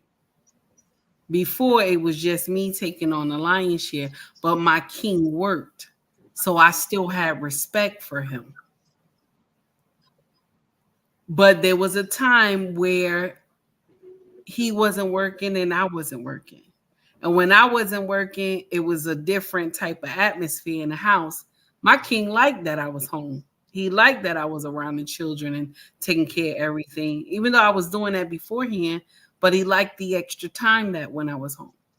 But there was a time when my king had to be home and he didn't like that shit. He was like, I got something. Right. And he was out there running, trying to find everything, trying to do something.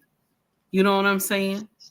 So it's different in our culture because we look at the man as he is the provider. So when we get up here and we say that, oh, because the woman did it, you know what I'm saying? It doesn't mean like we're sitting up here trying to find out, okay, well, the woman is taking care of the children, she's doing everything, and then when a man is doing it, that it ain't shit. Only why it ain't shit is because y'all black men made it ain't shit. If you meet a man that is your friend and he's not working, you quickly tell him, man, Ninja, you better get your ass a job. You quickly tell him that. Y'all talk amongst each other. It's not us saying that to you. Y'all brothers talk amongst each other and say, nah, Ninja, you better get a job. Now, I wanna address something. How if you look at Tabitha, right? Tabitha, mega star now, right? Okay. When she wasn't working, her husband took on what? He started working for LAPD. He was working. He was a cop for years. Okay. Once Tabitha made it big, she told him, baby, I'm retiring you. I'm retiring you, baby. You know why she felt that way? Because her husband has always been there for her dreams. Yep. All her dreams, he was there. Baby, I don't care if ain't nobody gonna hire you right now. Once you get there, once you get that first hit, baby, run with it. He was encouraging her.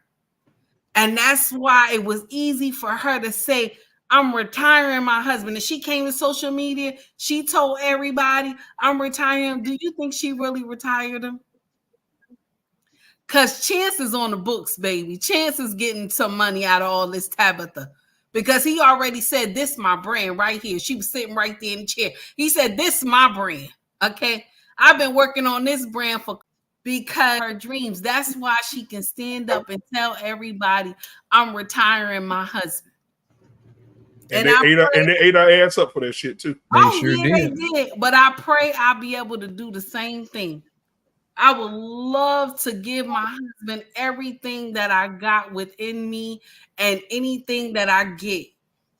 I would love to, because my king is just that type of man. He just a wonderful, caring, loving husband. And I'm going to share something with you. Hell or high water, me and this man been through storm and rain, and we still together. So that's the problem that I have. We will get up here and we will say that does not make sense. oh, it's a double standard. In that case, it will always be a double standard because you will lose your kingship to a black woman. See, white women don't see anything wrong with it because that's just their culture. You know what I'm saying? That's just their culture. A lot of stuff they do we look at them double-sided. Okay? We look at them double-sided, a lot of stuff that they do. Can you imagine you having a maid in your house, a black maid in your house? Okay?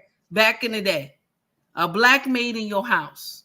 She just had a baby, you just had a baby. Okay? She watching a baby. You let the black maid breastfeed your baby. They do shit different from us. Do you think another black woman gonna let you breastfeed her baby? She not. They do shit different from us, and I'm not hating on our snow bunny sisters, okay? But they do shit different from us because this is what will happen. Okay, this is what will happen. When somebody say something to her, oh, you taking care of your husband, you doing all these things for your husband, and she come across a true alpha male, she gone. She gonna start fucking that male, that alpha male. She gonna be fucking that alpha male, and he could be the director of the motherfucking hospital. She gonna be fucking that alpha male, and she gonna leave him with those motherfucking children. That's what she gonna do. White women, once they come across an alpha male, okay, and I'm not gonna leave my sisters out. My sisters will do the same shit too, okay. My sisters will do the same shit too, because once you give up your kingship, that woman will go fuck an alpha male, and then when you find out, you know what she gonna tell you? You ain't never had a motherfucking job in your life. I've been taking care of your ass from the beginning. You ain't had shit if it wasn't for me. She'll tell you. White woman tell you that too. She'll tell you that too. But the difference between those white people, the husband might know that she fucking somebody at the hospital, but he gonna be quiet because he trying to keep that family together. But when she get ready to say she done that family is gone. They don't tell that. Go run and tell that now. Yeah, we gotta do a show on the German woman. You know, I love the German woman. I like her too. I like her too. She did a second video. Brooks. She put a second video out. Great. You seen it? Yeah. Our Payne sent it to me. That boy, she went to hell in. She was on fire. Shoot, I'm trying to tell you. Easter Sunday. Every one of her haters, she put all the black, whoever said something about her, and she talk about their wigs. She talk about how fat they was, how they need to get in the fucking gym. Black women ain't no competition to them German women. We love black men. Y'all, we know how to take care of them. She went in today. And she's a cutie pie. They started with her first. Too. They started with her first. I booked my ticket for the middle of August. Like, man, here's the thing, man. That was nasty work, Take It. I appreciate that. Yes, but here's the thing. What happened to forsaking all others? Did you hear what I said? Why are we getting opinion from other people outside the house?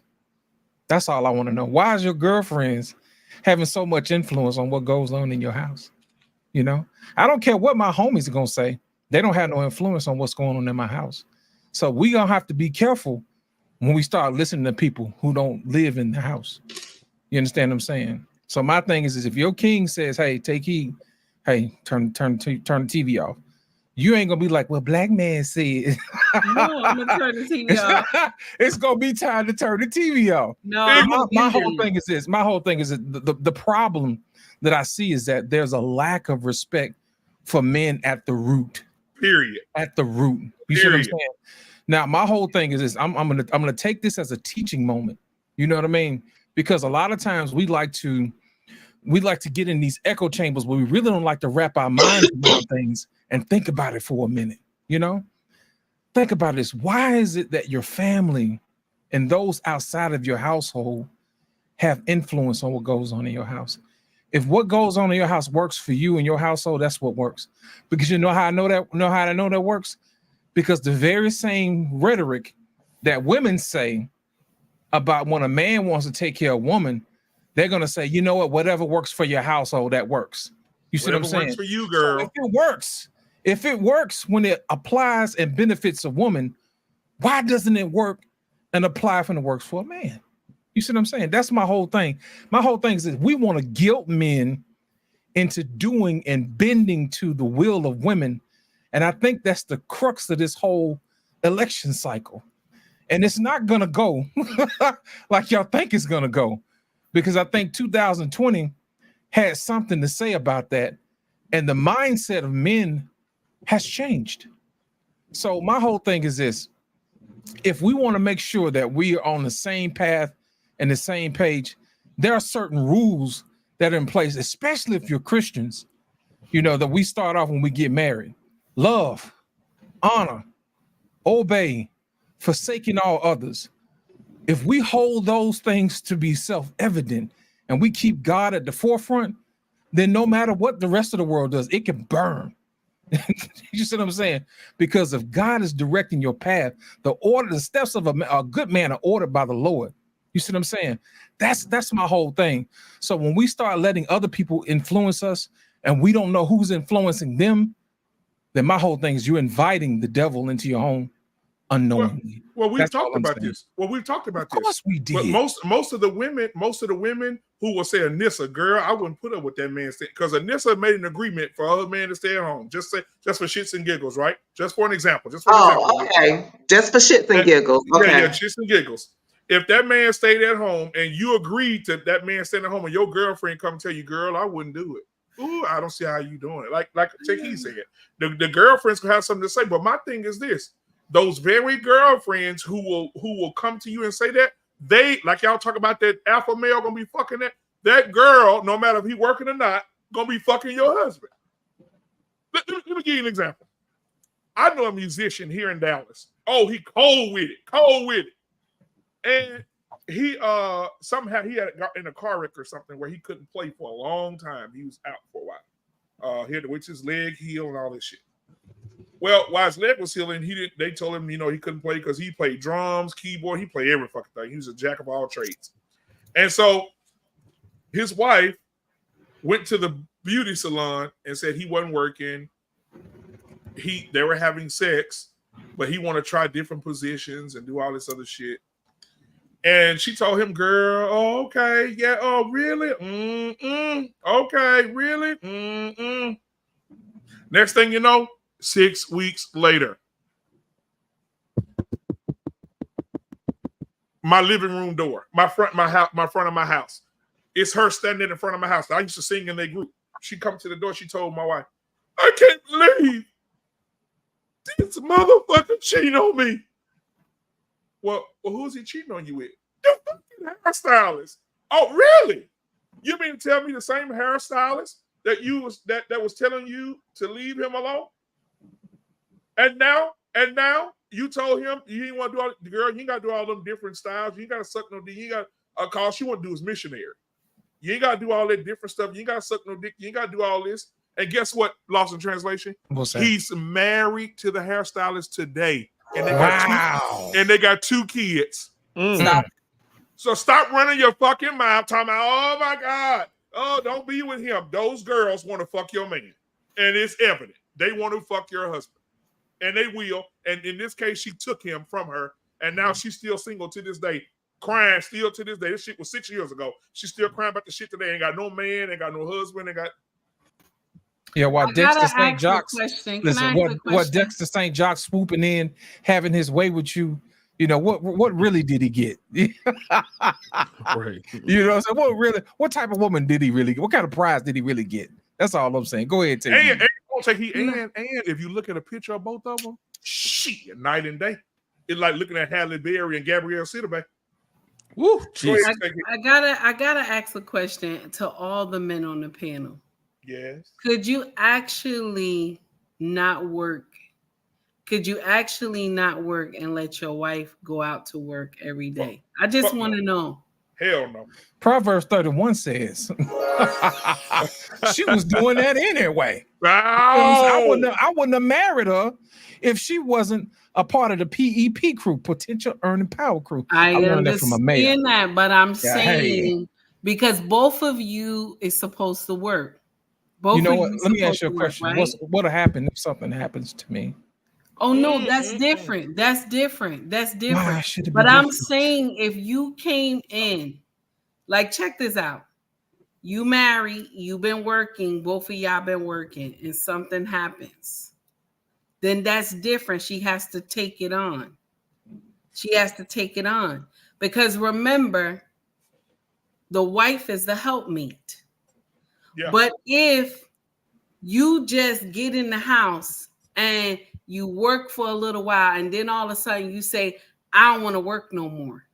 Can't do it. And then just do whatever she asks you to do in the house, but I don't want to work no more. Can you live like that? No. The answer is I'll put it to you like this. Yes, I can.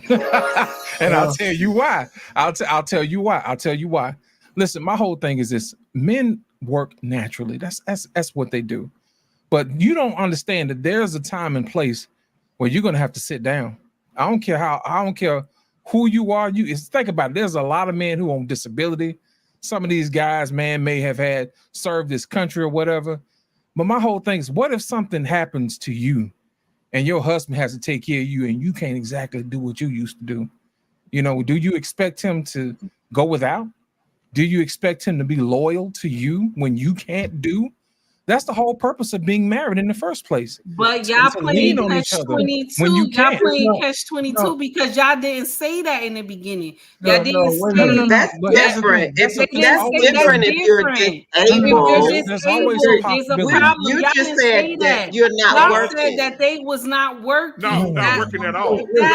You're right. They're not working at all. Y'all didn't say that. Oh, something is wrong because I'll share something with you. If something is wrong with my husband and he's sick and he can't work no more, I'm getting my motherfucking ass out there and I'm working to keep the shit we got. I'ma work. I ain't gonna be fucking nobody. I'ma be working and doing what I'm supposed to do because my husband did what the hell he had to do to take care of this motherfucking house. But if he just not working just to not work, that's what I'm saying. That's how you lose your kingship. I mean, we're with you, Take Heed. The answer is no. The answer is fuck no. You can't move the goalposts. If you're an able-bodied man, you can't be home and letting your fucking wife work, man. It's crazy. Well, let me ask you a question, Arpane. Arpane, let me ask you a question. My whole thing is this: where are we finding men who are not working at all? And why did you choose that person? You're moving the goalposts, man. No. What I'm asking you is, why are you choosing somebody who's not working, period? Well, women are stupid, right? They choose bad men all the fucking time. They just do. I mean, stop. I mean, women are not good choosers of men unless somebody's there to help them say, listen, this guy's an asshole. I mean, listen, I got an ongoing thing with my oldest daughter. I do. I said, listen, if you got a guy you like, but you said you don't want to introduce him to me and your mother, then you're wasting your goddamn time. Right? If you don't think he's good enough to be in front of him, then why are you fucking with this guy? I'll tell her that. You know? So all I'm just trying to say, and I've said it more than once, listen, women are not best to, we already know that, right? So, I mean, sometimes that's why we have to choose them after they pass a certain litmus test. Men ain't the best either, but if you want to marry a woman, you got to somehow vet her enough to know she's worth marrying. But I'm telling you, but if we leave the goalpost just where it's at, I can't see a man agreeing with a woman for her to go out. If you ever been in a workplace, I was working 50 hours a week, all kinds of shit going on at work. You build relationships with people, co-workers, all that shit. If your wife is out there hustling for a living and coming home and giving you milk money, there's a man out there that is turning her on because they have those little lunch dates and shit. They have those little things that's going on, and it won't be long until she's in the car, either giving a blowy, giving a hand job. It might start with the hand job, and then it'll just keep. I got it. So I'm just telling you, man. So Arpane, so can we also switch this around? If a woman's sitting at home every day and maybe she's not doing everything around the house that the man is requiring her to do, and he builds relationships at work, and Sarah, his wife, ain't going to the gym, she's not working out, she's not looking like she should. No, we're not changing. I'm saying we're reversing it. And he built a relationship with a woman at his job. He's going to end up fucking that woman at his job.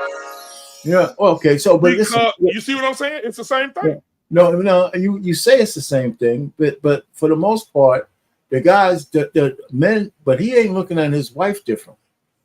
Most men whose wives stay at home. That's you know what our pain. No, let me finish. Let me finish. Come on, our pain. Talk our pain. When a guy is working and his wife is at home, he walking right into it. No, I'm not walking in it because you guys, the man who's working, he could get into an affair, but he's fulfilling his obligation to his wife and family. Yes. Okay, so this why this whole adage that men could go bang out another woman and come home and still take care of the family. That's one thing. He doesn't start disrespecting his woman as a woman. No, he right. A woman who's fucking another man disrespects her husband as a man. That's the difference. Let me also say this. I'm gonna end it here. When if a woman is cheating with your husband, with a woman's husband, there's a chance that woman actually could even envy the wife. She could even envy the wife. But if a man's busting out your wife, he looks at the man, the husband, with full contempt. With full contempt. So there's a big difference. There's a natural condition and difference. So we could try to equate the fucking things about men going to work and fucking the secretary and shit. It ain't the same as your wife going to work and fucking the goddamn CEO. It's not the same. I agree with you, Arpane. I agree with you, Arpane, because if a man fucks a woman, if I go to work and fuck another woman, I'm conquering that woman. But if a man fucks my wife, he conquered my wife. Yes. Yeah. You see how that works. So I understand what you're saying, and so it will just never be the same. Even when she come back home, it's women are so good. I think the women. I think women. I think women were spawned by the devil. How can a woman have a good conscience? Men have horrible conscience. I remember back in the day, I would fuck somebody when I was dating a girl and then go fuck. I'd be like, God damn, I feel bad like a motherfucker. but women do not do that. Women will go suck dick, swallow nut, get bust in, throw that shit back, wipe that pussy off with a Kleenex, come home, kiss you in the mouth, rub your back, fuck you, and go to sleep and sleep like a baby. They fucking evil. They're fucking evil. Black man, let me ask you this. What do we call black? Let me ask you a question. What do we call a man who doesn't have respect enough for his wife not to cheat on him? What do we call him? A man that don't cheat? Yeah, no, a man who has no respect for his wife by cheating on her. What do we call him? A bitch. What's the equivalent for the female version? She going through something. Oh, she going through something. Okay, I just want to clear that up. No, she a hoe. What is that? Appreciate it. Thank you. That's the show. Thank you for coming out. God bless. Good night. Y'all something, man. I've been waiting. She needed a little sexual healing. I've been waiting for y'all to catch up with joke all night long. Y'all listen. Man. Y'all didn't walk into it. Y'all sashayed right on into that damn thing. You know what I mean? They walk right on into that thing. What we have been trying to tell you is that women do not respect men, period, whether you got money or not. As long as you do what they tell you to do, that's when your respect is bought and paid for. Think about it. Mm-hmm. That's what we've been trying to tell y'all, man. Man, hey, Angry Man, I sent you the link, brother. Check your DMs. So hold on, let's do these super chats real quick. We got Angry Man said more boomer logic talking about our pain. Angry Man, we go at it, man. Shoot. Man. And Angry Man said because men actually love, women only love their children. You know what? That goes back to the Chris Rock thing he said in his stand-up. He said women only love men based on what they can do. They love the children, the dog, and themselves unconditionally. But the man is only loved under the condition he can provide. Yep. And we just proved that tonight. Conditions. They definitely have conditions. We just proved that No, tonight. The y'all didn't programming prove is so deep. anything. Nope, The y'all did programming is so not. deep. Y'all moved the goalpost, and that's You how know you what? was able to Hey, prove it. hey, No, T-Key, let me ask you a question. When have we I've ever been married known? a long time. Ain't no way, no T-Key, good in hell well. That don't let make me no ask you a sense. question. T-Key, let me ask, when have women never moved the goalposts? No, but y'all did it tonight. But I will give Y'all you do this. it every Y'all day. did it tonight. Listen, I will give you this, but here's the thing. The reason why we moved it, because we first started with the kids, because we know y'all love the kids. You know what I'm saying? Not mine. We said fathers like to stay at home with their kids. That means he's doing something, okay? And the closer we move it away from him doing something for her, then all of a sudden the respect for him disappeared. That's all we're just trying to say. That's the reason why we didn't. We understand men don't work, don't eat. We understand that. But the exercise was to show you that the programming is so deep inside women that they are going to be rebellious regardless. The nicest women, the most beautiful women, you know what I'm saying? They have zero respect for you the minute you can't do for them. And I think men need to be aware of that. Y'all moved Our the parents said that goalpost several times. tonight. No. Come on, disagree. Go ahead, No. R-Pain. Dude, don't worry. That nigga ain't shit. Come on, R-Pain. No. I want to hear this pander action. Come on. No, it's not. Pander cat. Listen, I Our think is you not guys are pandering better. tonight. No. I'm not, man. Listen, man. Listen. You guys, it's not programming. Women by nature respect men who can do. That's just the way that shit is, man. You can't change that. Women, you know, forget. I mean, you go back into the baby boomer caveman days, and go further back. Women always respect the man who could do. The guy who went out and got most meat got the most pussy. Man, it's as simple as that. That shit didn't change. I mean, what are you talking about, man? If you go back to the ancient fucking guys, the men who were the hunters, they got the best shit. And then the women and the children were on the inside of the goddamn cave. The men were on the line. So if they got attacked, they had to fight first. I mean, it's just the way that shit is. You know, so it's natural for a woman to expect shit from men. That's a lie. Just is. That's a lie, R-Pain. Because if what you're saying is true, Pookie and Ray Ray don't exist. Because no, that's not true. That's not true. That's not. Hold on, there are men out here right now with wife beaters on and one shorts, fucking women who work in corporate jobs. They ain't got no money. Hold on now. Hold on. That's a natural thing too. Because those fucking women see something aesthetically in those motherfuckers. That's part of it too. Listen, when Keke Palmer fucked a light-skinned brother like AM, right? I had to say that so he could get on my case. She saw something. Damn.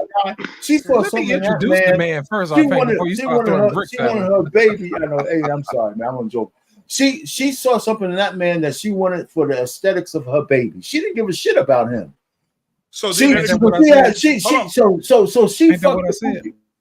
hold on. So don't that explain 80% of single moms then? Because they saw something in it. Yeah, because they saw something they wanted from the motherfucker, Oh, okay. and he was there. The same principle. It's something they wanted. It's something they wanted. So if you're a CEO, listen, I was a president of the frat, right? I was a president of the frat when I was in college. I probably got more pussy than I deserved because I was a goddamn president. Probably right. You know, so I was a president. I freely admit that shit. And when women used to come up to me, man, touch my sweater and my colors and shit, I said, you know what? Maybe I should feel offended by this, but let's go, baby. Yeah, you talking too loud. Fuck the bullshit, man. So ladies and gentlemen, welcome to the show. Hey, what's up, Angry Man? Yes, sir. Yes, sir. What's up? Welcome to the show, sir. Welcome to the show. What's going on, y'all? What's happening? What's going on, man? What you got to say? And I want after Angry Man go. I want to hear what He said. How we move the goalposts. But go ahead, Angry Man. Go ahead. We did that for a reason. I admit that. So I wanna ask R-Pain a question. But here's the thing. Us light-skinned brothers, every last drop of punani that I got, I know I deserved. So that's probably the reason why you dark-skinned brothers be having issues with us, because y'all don't be feeling like y'all deserve shit. So that's one.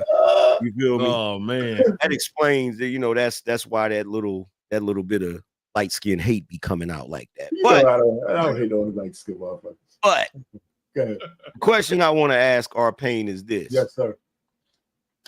Can you just walk up to your wife and just take the coochie whenever you feel like it?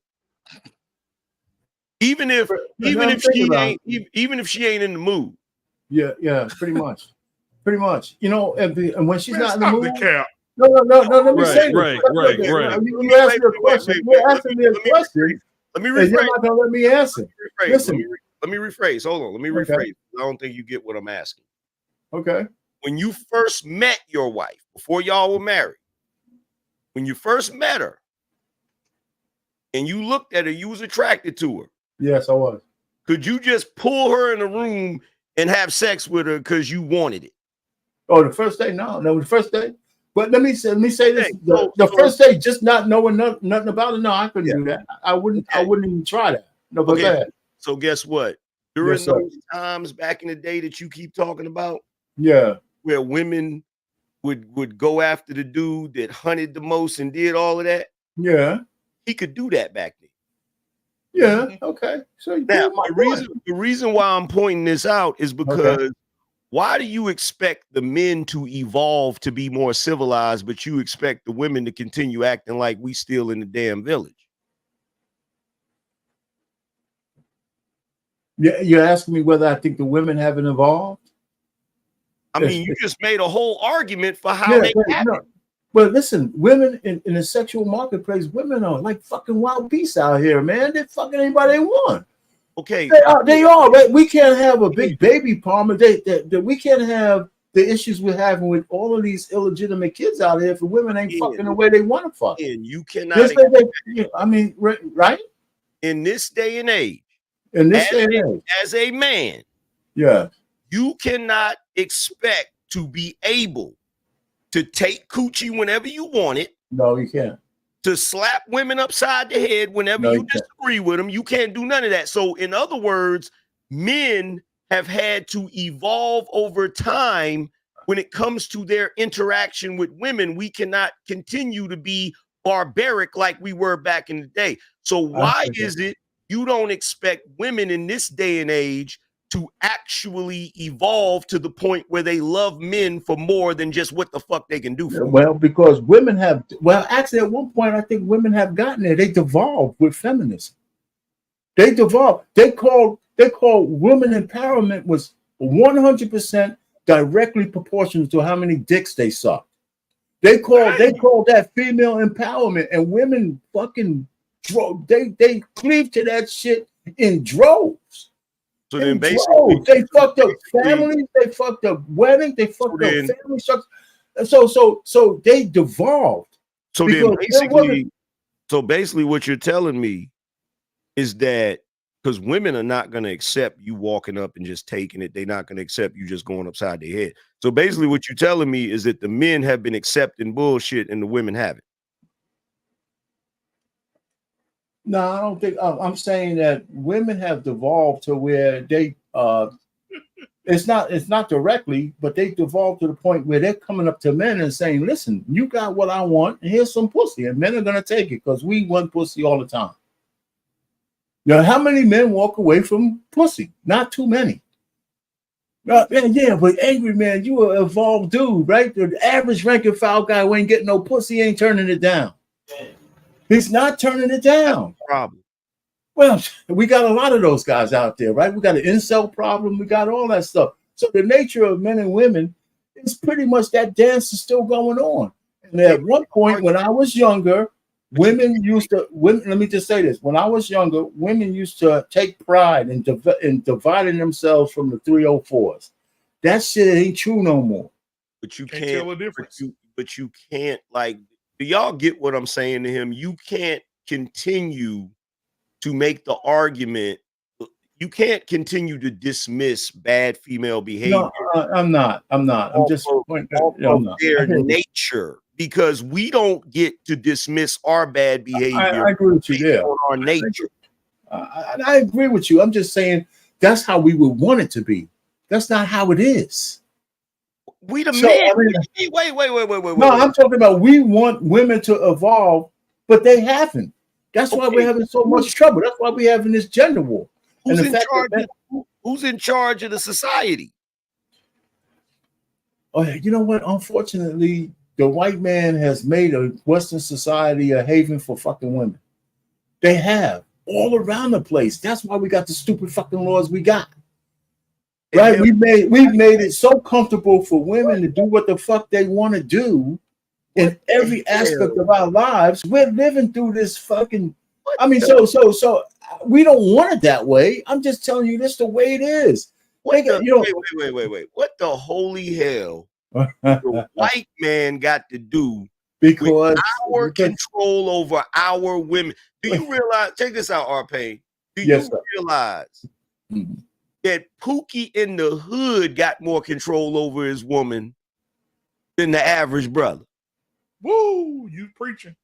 Yeah, I don't disagree with that. Pookie don't care about the white man's control. Okay, so this, but I'm trying to speak in levels here, right? Because we live in the West. But I understand what you're saying. But when we talk about control, how much control black men have over their women? Right? We sit on these panels. I hear motherfuckers arguing about that shit all the time. And it's constant and it's incessant. Right? Because we want them to come in line.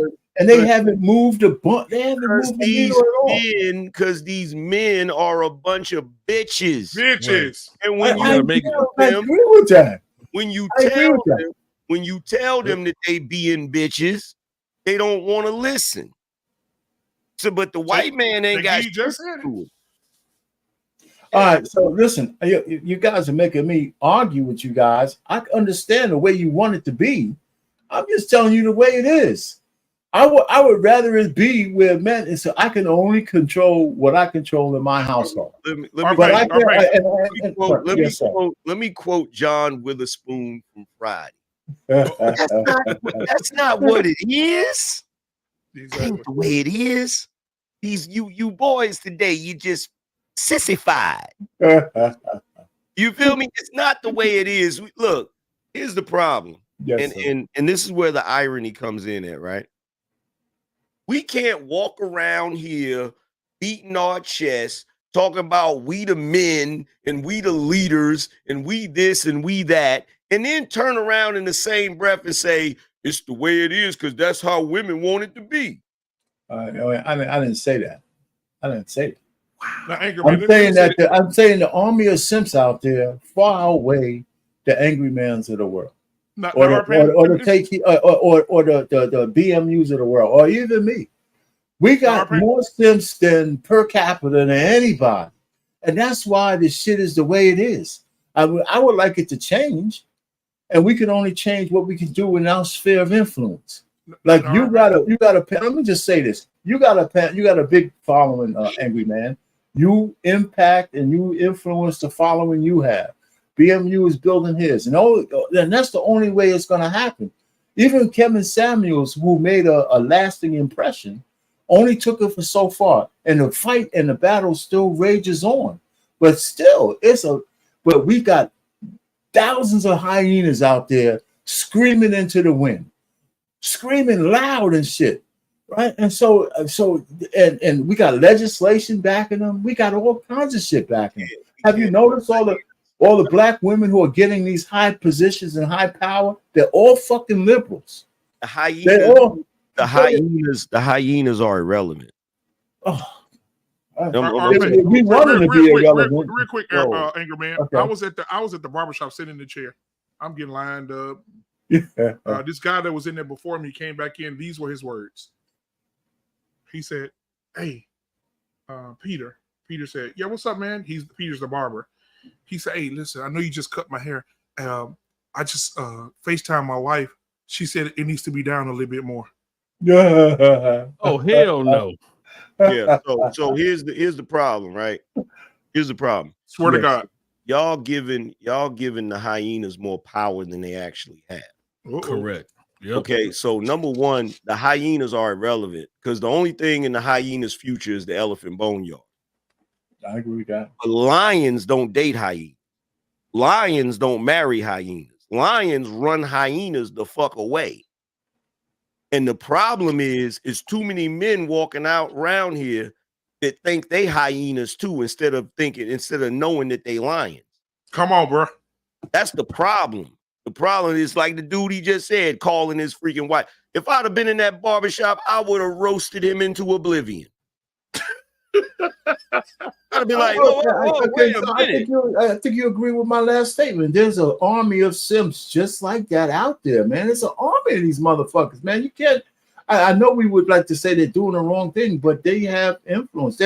They have the hyenas out there have an army. They got no influence. No, I'm saying they got an army. We don't have to say we agree with what they're doing. That's not what I'm saying. But just the motherfuckers exist. We're fighting the goddamn simps every goddamn day on these panels. But men have to be unapologetic. Men have to be unapologetic with women, and they have to be unapologetic with men. I agree with that. You got to check the men, and you got to check the women, and y'all and men are scared to check the women. It's happy wife, happy life. Fuck that. All right. So just because we're having this debate doesn't mean I disagree with any fucking thing you guys are saying. Either we're gonna have a full round of debate or not. Those motherfuckers out there exist, and we can't just ignore them and think they're going to go away. They haven't. You do know. I gotta bring this up. I gotta say it, even though you don't like it. You do realize that army of simp shit started with your generation, with the right? boomers. Oh, you stop that bullshit, man. I don't agree with that. Exactly correct. And That's true. It's just not true, bro. Listen, y'all was some It's old. the truth. Y'all was some old Lenny Williams. Ralph Trans Van need a man with sensitivity. All that shit. Yep. Nissa, come on, Nissa. I just had a question for Angry Man, getting back to the topic. So do you think a man can be a lion if he wants to be a stay-at-home dad and the woman works? Ooh. Hell no. To the topic. Hell no. Thank What is you. he gonna do? Stay home and iron and cook and vacuum? He needs somebody to kick it. You know what? Kick his Drizzle. Let me stop. Let me stop. He can't be no. Hell no. That's not the way humans operate. That's not the way we think as human beings. We seem to think, not y'all, but human beings seem to think we can circumvent hundreds of thousands of years of bioevolution. Men have always been the hunters. They've always been the fighters. They've always been the providers. I would argue that any man that puts himself in that position is going to end up in a deep depression. Yeah. Men do not like to be in that position. There's been plenty of times in my life where I've dated women that were willing to take care of me, that were willing to, I could have been a whole homosexual riding around in her car and all of that shit. And you know what? Anytime I was in a position where a woman that I was dating made more money than me or was more productive than I was, it made me feel like shit. It made me feel horrible as a man. And I think there are a lot of men who lie to themselves and look for other excuses. This is why the homosexuals, the dudes that's in situations like that, their relationships always have issues. They always argue with their women. You'll even hear women say the worst type of man to be with is a broke man. That's right. Because he'll be mean and extra vindictive, and he'll start taking out all his anger on everybody around him because he's not in the position he wants to be.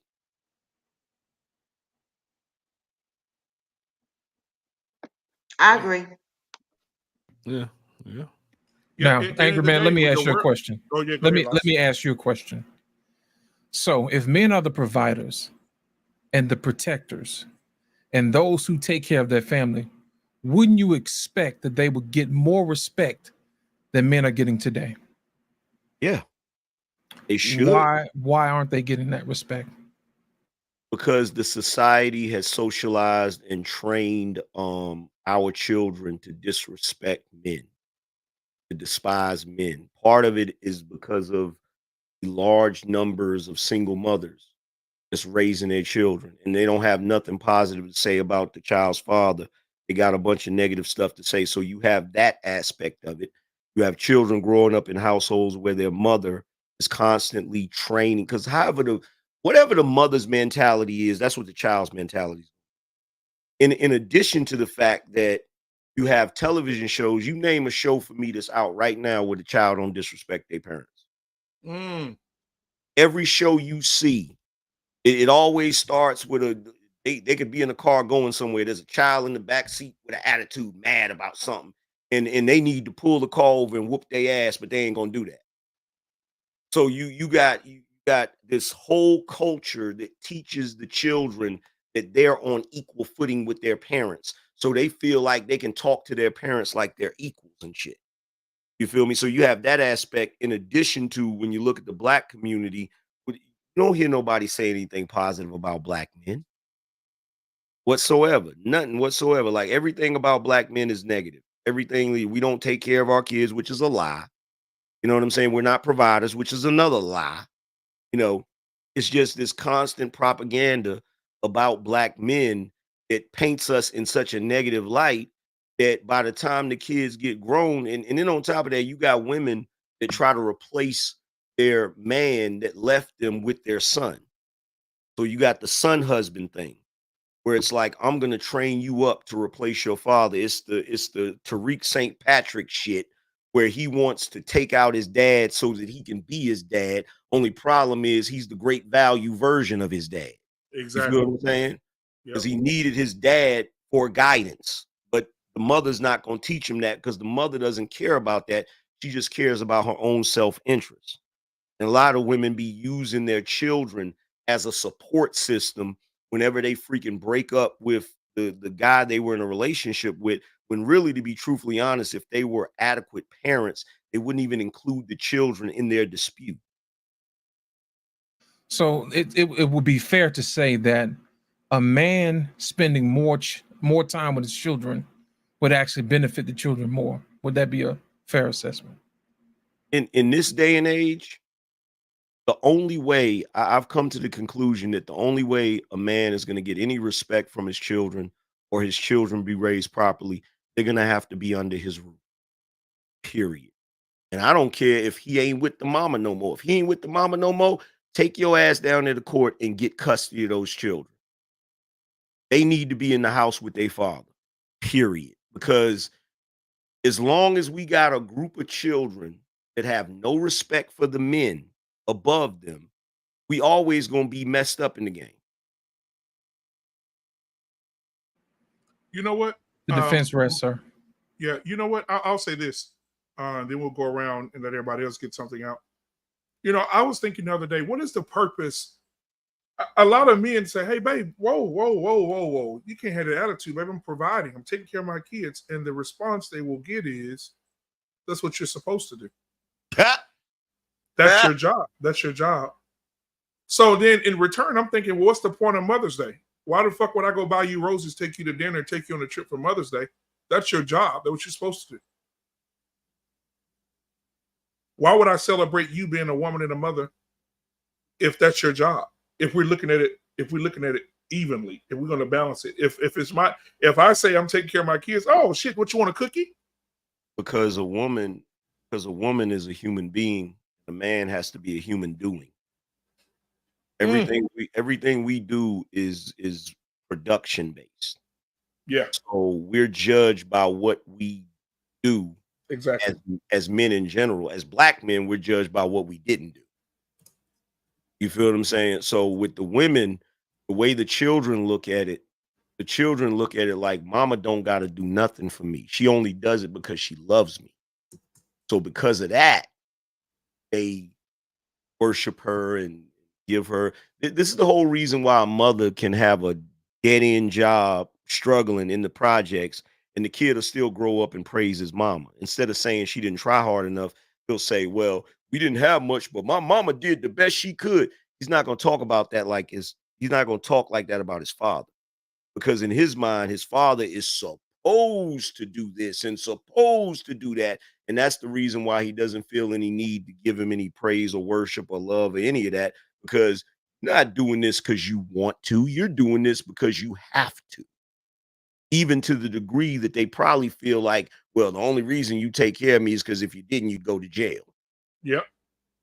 So they don't think, I don't even think most of the kids, most of the black kids, I don't even think they love their father. That's the real question. Take heed. Talk to us. I'm glad you let me go. I'm very triggered by this conversation today. Yes. And I'm mad with the both of y'all. Yes, I am. Oh, because I moved the goalposts. When we had this conversation, it was not that the husband was something was wrong with the husband. The conversation was the husband was home. So I me agree and with you, Anissa, KD. no, I'm still mad with y'all. I'm still mad with y'all. Now, the second one that I wanna say this to what Angry Man was saying. I want to say this. The job of the wife is to teach the children how to love their father. That's her job. So when these kids grow up and they dislike the daddy, the mama failed at her job. Because just like when my king come home and he's tired, my king work a lot. Lord, this man work his behind off. And there are some times when he's tired and he hits the couch. I get all his 4 children, even the one that's in college, grab everything from your daddy. Take his boots off and everything. He tired. He done fell out on the chair. The little small one go get his quilt, lay it on him until he get ready to wake up because his body hurt. He tired. You got to get those kids to understand your father has worked all day.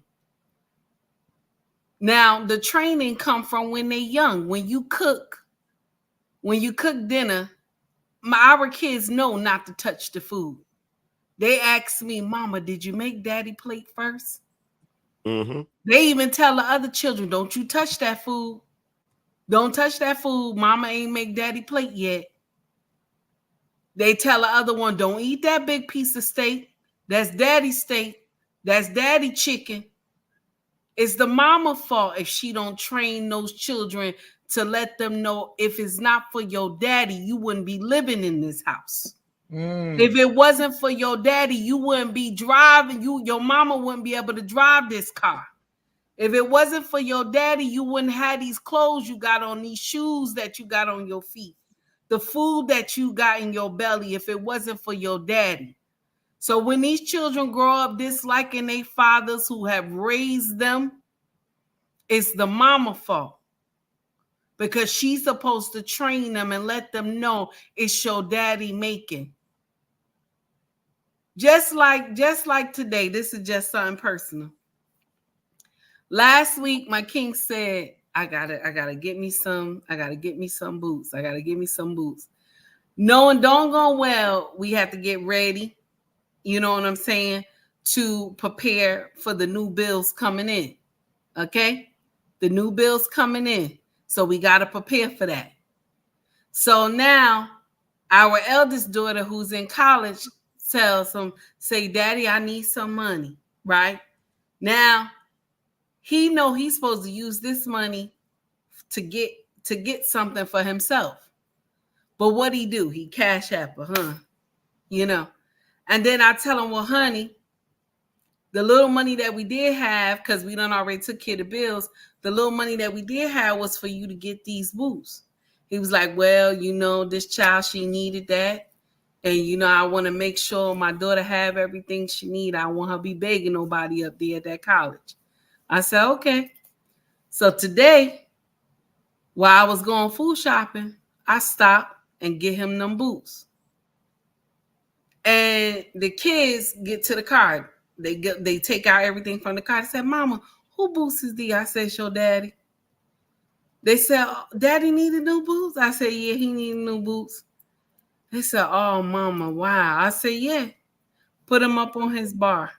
When he came home from work, he said to me, whose shoes is them on my bar? I said, them yours. He said, what? I said, yeah.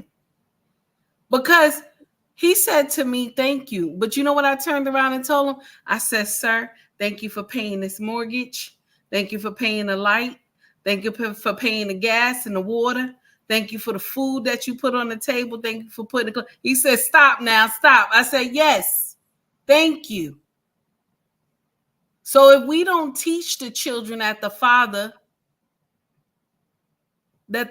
is king, they will get older and disrespect him. They don't know what he has done in the household. And the mama gotta put that out there and let them know it's your daddy. It's your daddy. So yes, I blame that on the mama for that. If the children don't love the daddy. Now, one more thing I want to stretch out real quick is that once a man capture a woman's mind, she gonna do everything that he want her to do. Okay? I don't care if that's his girlfriend or they got married. I always tell people that my husband had captured my mind because I won't do she without this man. Like if he say no, it's no. Even if I be like sad about it, like honey, he like no, it's no.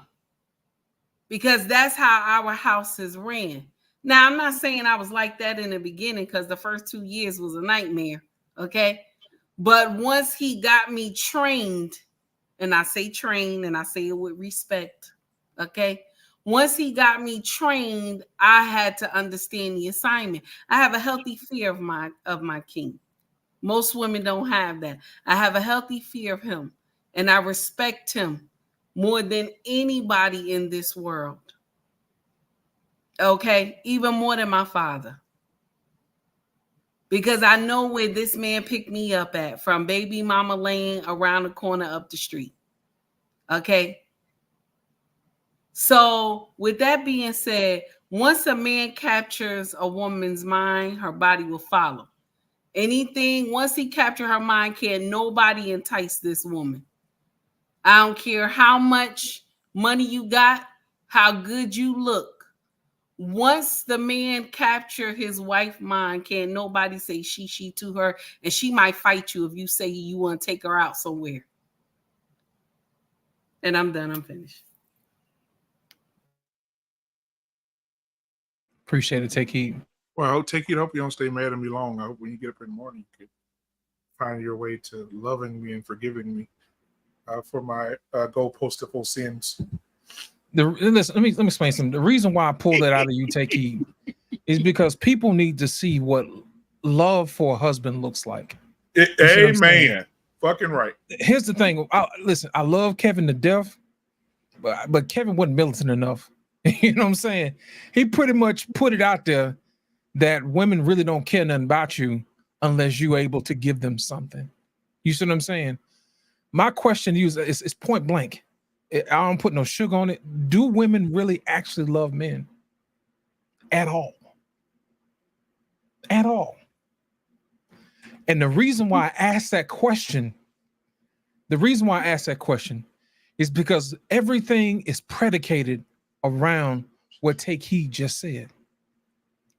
That man knew he needed to have some boost, but because he had love for his daughter, he gave it to her. He didn't even open his mouth. And because she had reverence for her husband, she didn't even tell him she was going to do it. She got it for him. That is what a fully functioning, loving marriage looks like. And the problem is that we never get to that part because we can't get past our own selfishness. And that's the real question I wanted to ask. Do women really even love men? That's the question. And every time we turn these YouTube streets on, I get disappointed every time. But then again, every now and then I turn on Take Heed and there's a glimmer of hope. And Take Heed for that. I appreciate you. Because we got to get back to learning how to edify each other. And one thing I can say about you, you know how to edify your husband. And I'm going to make sure I edify you because you're doing the right thing. I appreciate you. And yes, we did have to drag that out of you because I wanted an honest, emotional reaction from you. And it did what it was supposed to do. I know you don't like it, but sometimes y'all get used to our old tricks, so we had to pull out some new stuff out the bag. But I appreciate that. But I remember something that you said earlier. She said the job of the woman is to teach the kids how to love the father. And the only way you can do that is to actually love the man. You see what I'm saying? Even in Proverbs 31, it says that the husband teaches the kids to praise the wife. That's the husband teaching the kids to honor their mother. You see what I'm saying? So you're supposed to honor your mother and your father, that your days may be what? Long. Long. That's right. And that's the reason why we're suffering, because we don't know how to edify each other. Every chance we get, we tear each other down. But the problem is sometimes when we try to correct each other, we mistake that correction for tearing each other down. And I think we got to get past that.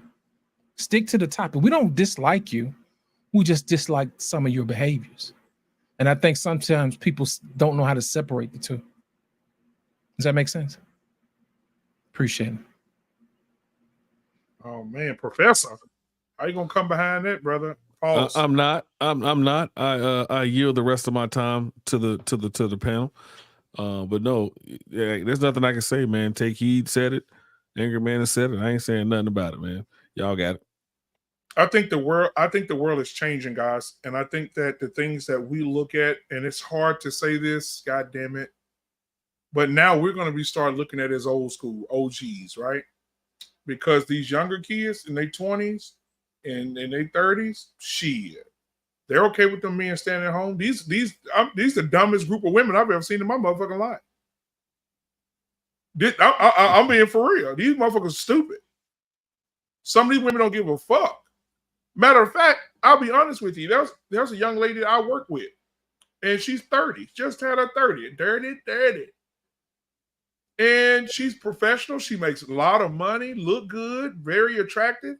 And she sit there all day crying. She sit there with her fucking her AirPods in her ear, listening to the man holler and scream at her all day, cussing her the fuck out. And then you ask her what you finna do when you get off. Go home and cook. And that motherfucker sitting at home every day ain't doing a goddamn thing. She taking care of him. And he called her. She put the phone down, and he want to watch her work all day. She got the phone down. He FaceTime each other. He sit and watch her work all day. Sometimes I walk in the office to hand her some work, and she look up at me and she be like, "Cause if I say something, he gonna be like, who that nigga in there?" Then he gonna cuss out for another 30 minutes. And she'll go right home and cook for that nigga. There's a white woman. That's that Pookie that control. That's what Angry Man said earlier. That's that Pookie that controlling that woman. Exactly. He's sitting at home with a white beater and some and1 shorts on, commanding the household, and he ain't got no job. He playing the game. That's because she don't see the value in herself. Exactly. How you gonna let somebody else run your shit? You know what I'm saying? And you don't have value for yourself. Exactly. Here's my thing. She's gonna have to learn on her own, because that's nothing that nobody can tell her. That's just one of those lessons she's gonna have to earn. She can't buy it. You know what I mean? It's like trying to change somebody's mind. It's like we talked about this Republican Democrat thing. Sometimes you just gotta walk through that thing, man. And nobody can tell you to do that. You're gonna have to earn that lesson. But you know why she operates like that? Go ahead. Because she doesn't know what love actually is. Yeah, I believe that. Her mother probably cursed her out and talked to her like a dog. And so because of that, she think that's the expression of love. You feel what I'm saying? And that's why when a lot of these women get with dudes that actually love them and are nice to them and kind, they self-sabotage the fuck out of them. They take that shit as it's almost like they think they don't deserve it because they're not used to it. Yep. Yeah, but see, here's they do something to fuck it up. They do something to mess it up.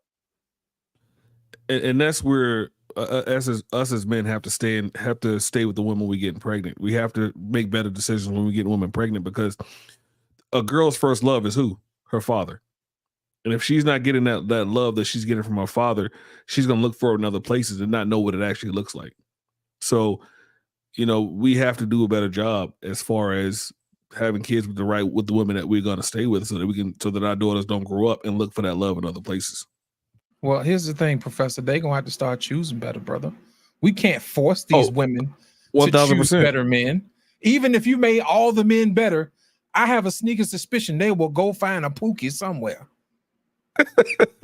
They will. It's like Pookies is magic. Like, I promise you can go outside right now. You can never find a Pookie. But if you find a sister who got low self-esteem, she will find a Pookie like a bloodhound. You know what I'm saying? Did you hear what I said? She'll haunt him out. She'll get him. She'll find him, man. Sniff him right on up out of there. But Lost, hold on, Lost. Hold on. Bro, I know what video you got. You no, I ain't playing no video. Listen to this. I'm telling you, bro, I thank God for allowing me to see these women in my area of business and what I do for a living. Right? We were doing a company breakfast. We were going to Chick-fil-A, which is right downtown Dallas, right down in the corner. We went down to Chick-fil-A to get breakfast for everybody. There's this bald-headed gentleman, tall guy, gray beard, salt and pepper guy, silver fox is what the ladies call him. He's sitting there. You could tell he's a very professional guy. He said, I'm the vice president of this company, right? That's what he said. And she was sitting there looking up at him like, oh, my God. He gave her a number. They were going back and forth. This man asked this when he told her my wife died. I lost my wife about a year ago from breast cancer. Play. Yeah, I lost my wife from breast cancer. Right? And they went just conversing back and forth. He said, I want to take you out. He took her out, bought her some nice stuff. They went to the movies, had dinner, blah, blah, blah, blah. Was it. All right, after a few weeks, he said, hey, listen, I stay at my home, come to my home. She went out to his home. She said he has a beautiful home. She's telling all the girls, you're hustling like a motherfucker. He has a beautiful home. Oh, my God. Then the next week, she was like, this nigga must think I'm crazy. I'm thinking, what the fuck is happening? She said these words, man, I don't like him like that. He want me to spend the night. He want to see me every day. When we go out now, he want to hold my hand and do all this. She said, I don't need, She said, oh my God, hell no. She said, he tried to kiss on me and hug on me. I'm like, But then 4 weeks later, this stupid bitch, I'm trying not to cuss today. A few weeks later, she said, the girl beside her said, girl, what you doing? Why you ain't with me? They call him UD. Now, I don't know what they call him. I get Uncle Daddy is what they call him. They call him UD. That's what they call him. Uncle Daddy. And so she said, "Oh, I'm back with my my ex." My sorry ass trifling. Listen, the nigga is she went back to is so goddamn trash they won't even pick him up on the corner. The nigga is garbage, and the girl right there telling her, which she trash too, but the girl was telling her, "So you gonna choose to go back to this nigga that ain't got shit, and this old nigga trying to wipe you up?"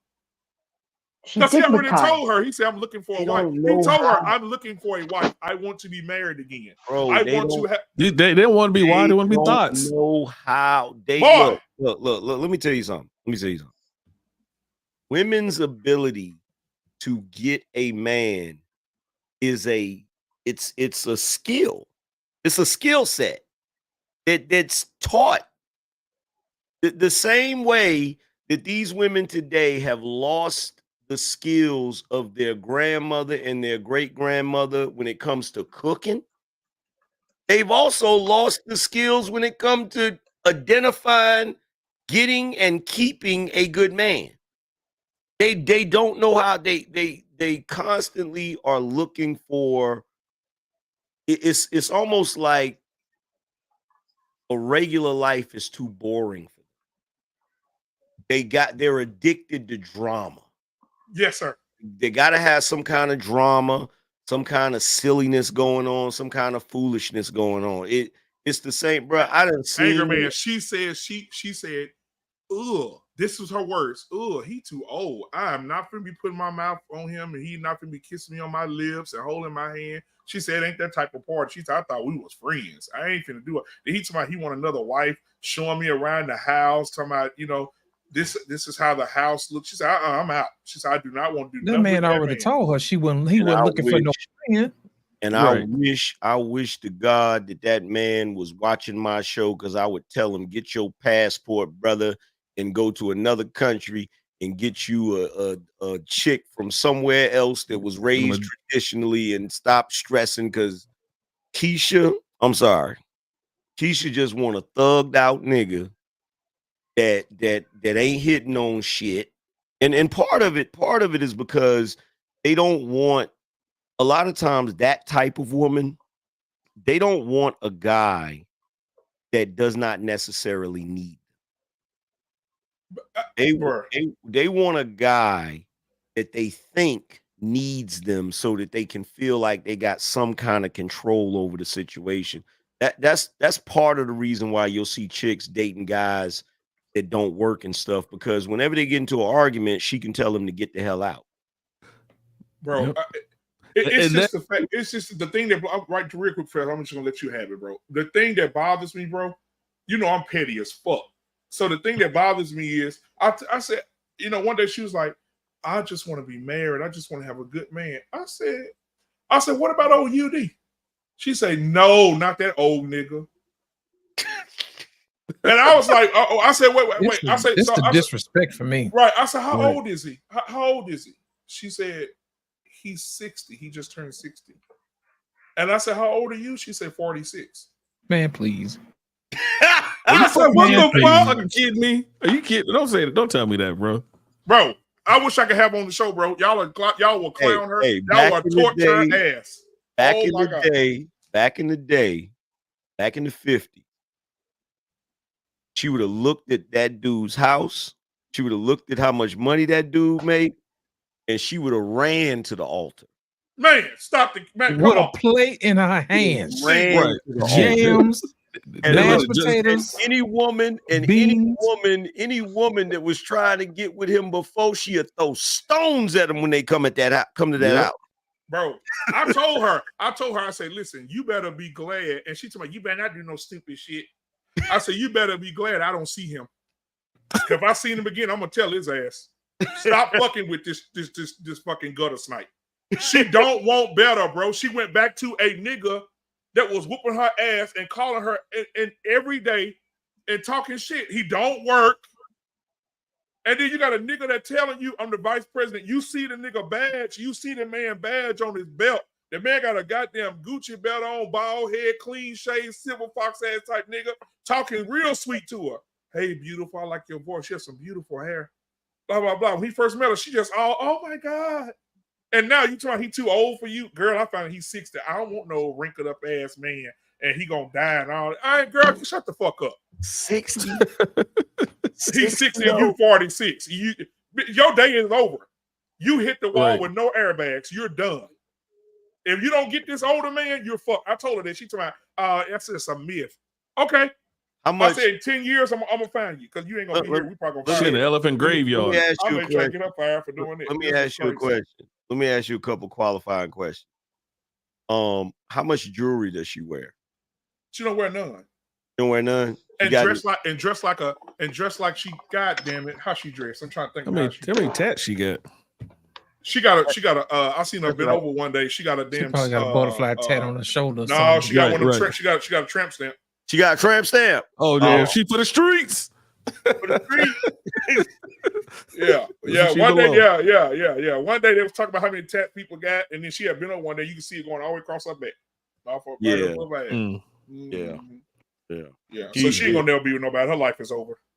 Yeah. But sort of what you were saying too, BMU. A lot of those girls want those builder dudes so that they can say, "Oh, well, I made him this." He said that earlier. Exactly. Yep. So now they got to, like you said, but they got a dude that can't build. I can't build this dude. He already where he need to be. Yep. I need to go back to the dude with the neck. Nope. I need to go back with the dude with the neck tattoo and the charger. Yep. Take heed. What you got, baby? The problem with our sisters is that they don't like the word submit. My Lord. See, we can submit to Pookie and Rere because you want to know why? I'm gonna tell this ninja what I'm gonna do and what I ain't gonna do. So that's the difference. We'll submit to Pookie and Rere, but it'll be for the time when we're in the bedroom.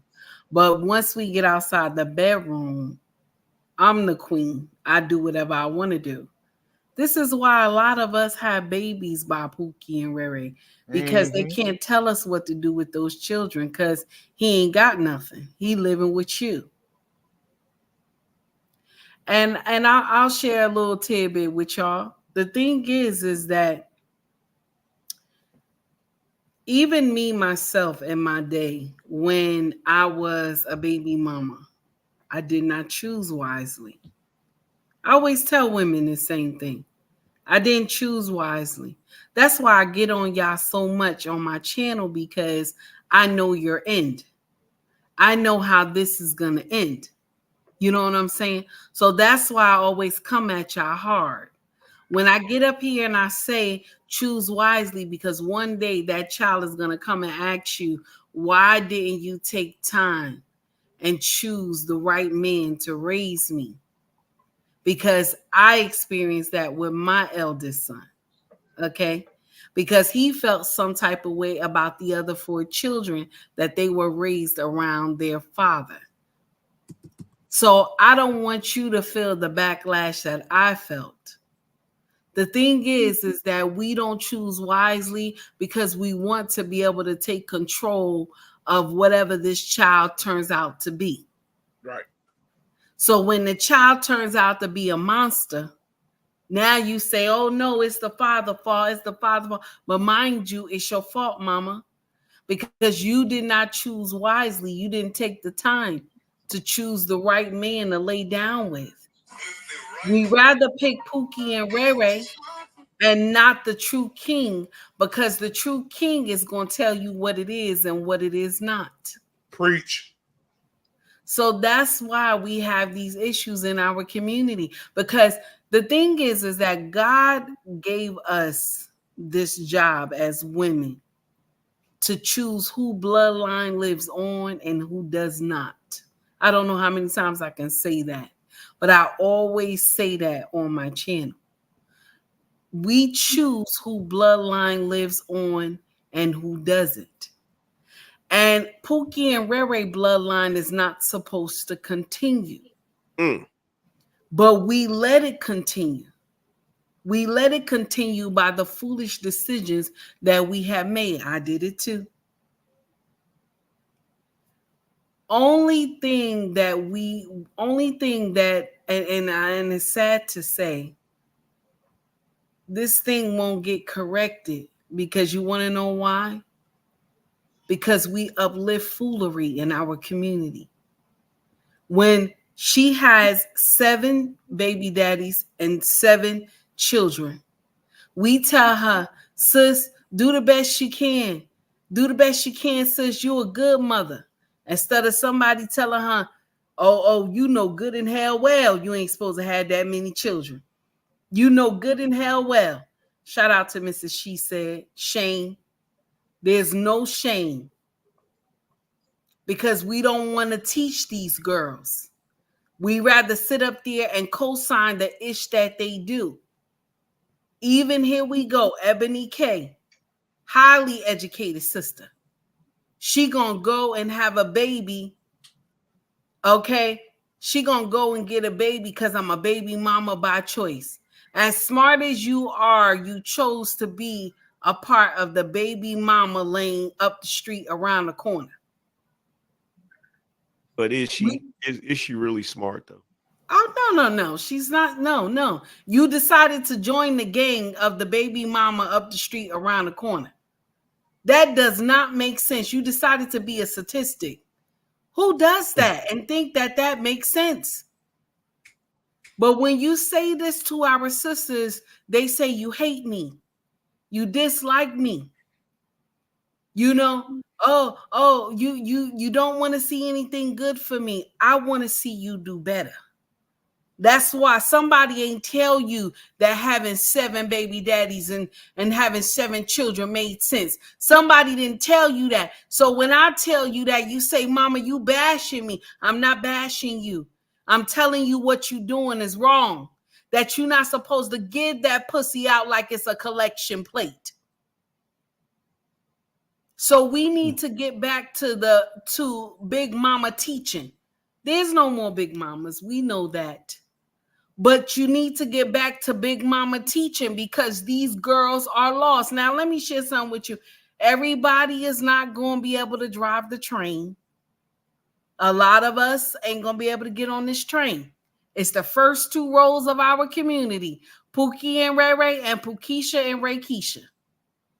Those are the first 2 rows of our community. They're not going to be able to ride the train with us. We're going to have to leave them where they at. Because some will be able to take heed and some won't. And I'm done. I'm finished. Go ahead, Man, AM. You had your finger up, man. Yeah, as we go around and get our final thoughts, go ahead, Anger Man. You can go first. I was gonna say, are you saying that a lot of these women are the devil? I told you that it's spawn of the devil. I said that earlier. Because it seems like to me that they would rather reign in hell than serve in heaven. Ooh, say it again for the people. So I was gonna say it again. Say it. They would rather reign in hell than serve in heaven. My God.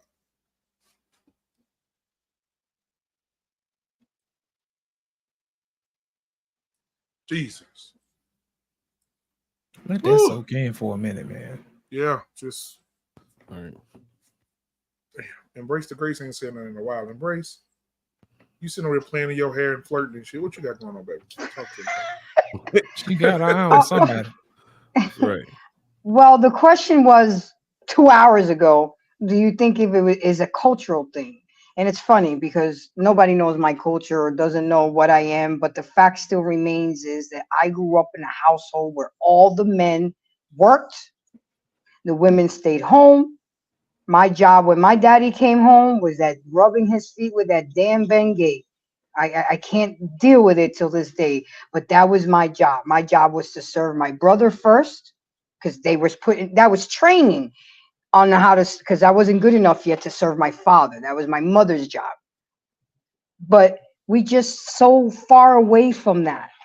And every time I try to talk to the young ladies, oh, you don't know shit. That's old school. We don't do that anymore. Da, da, da, da, da. I said, but it worked. It worked. Is it working for y'all now? Where your daddy at? Do you know who your daddy is?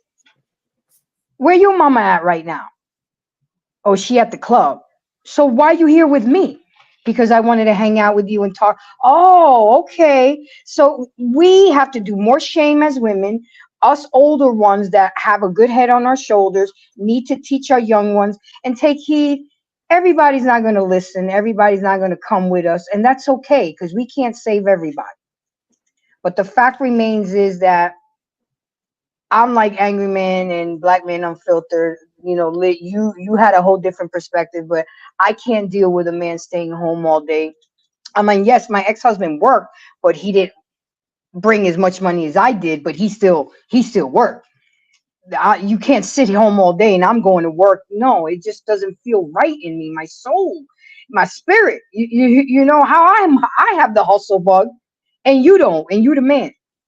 And I have to respect you as the man and trust you where we're going. So with that being said, guys, it may work for a few years, but at the end of the day, there's going to be resentment. And then after resentment, there's going to be anger. And after anger, there's going to be hate. And after hate, your ass is out the door. And I teach men this and I talk to them because men taught me, protect your seed, protect your money, protect your last name, and protect your peace. You have to be able to do that, men, or y'all gonna live miserable lives with hyenas. And just learn to talk like that. That co-worker of yours, Black man, she's stupid. She's really stupid. But you know, you can give him my number. You know, I'm single, so you know, he can learn to embrace the grace. She's stupid. I'll show her how it's done. But you know what, Embrace? One of the things I want to say before we go to everybody else so we can get out of here. No disrespect, Professor. No. One thing I want to say is that when those women make a decision to leave that man because they resent him and he ain't doing what they want to do, they're making more money than him. My thing is, don't be in your 40s, your 45, late 40s, going into your 50s with that bullshit. And then crying. Yeah, because you're going to fuck up where you at to be put back where you was. Don't create a problem and then cry about the problem. That's exactly what's going to happen. Be unburdened by what used to be. Oh, absolutely. and I mean, look at Vivica A. Foxtrot.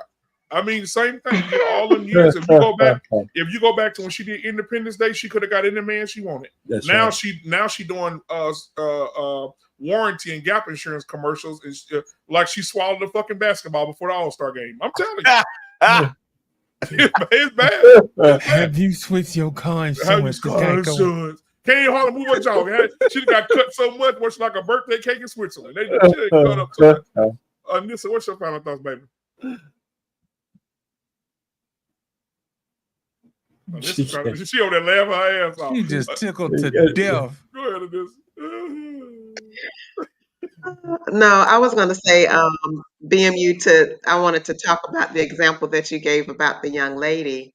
And it reminded me, I think I shared this with you guys before, of a gentleman that I knew, and he shared something with me.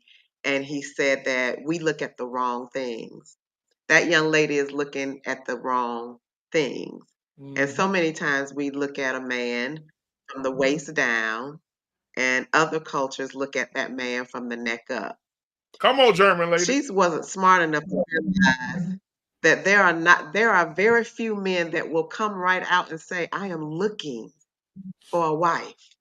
He was looking for a wife. He was ready for a wife. Only thing she had to do was be feminine and walk right into that. The kingdom was already built.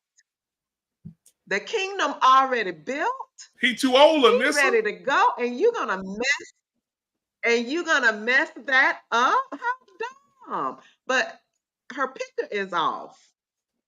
Because I guarantee you, whoever that guy is that she's talking about, however you say he treats her, you know, she's probably in love with it. She dickmatized. The dick is probably good, and she is her picture is completely off, because she should have been so ready to drop that other dude and get with the guy that's 60. That would have been the end of the story. For most of us, for Grace, that would have been the end of the story. For me, that would have been the end of the story. But we don't know how to pick. We don't. That's my first time ever hearing you say dick. That's something we gotta. Huh? Clip that. Yeah, that's clipped. I never heard you say dick before, so it's kind of new to us. I didn't hear you. What'd you say? I didn't hear you say. I've never heard you say dick before, so it's kind of threw us for a loop a little bit. So it kind of make me imagine how you tell your man, bring me that dick. You know what I'm saying? Say it.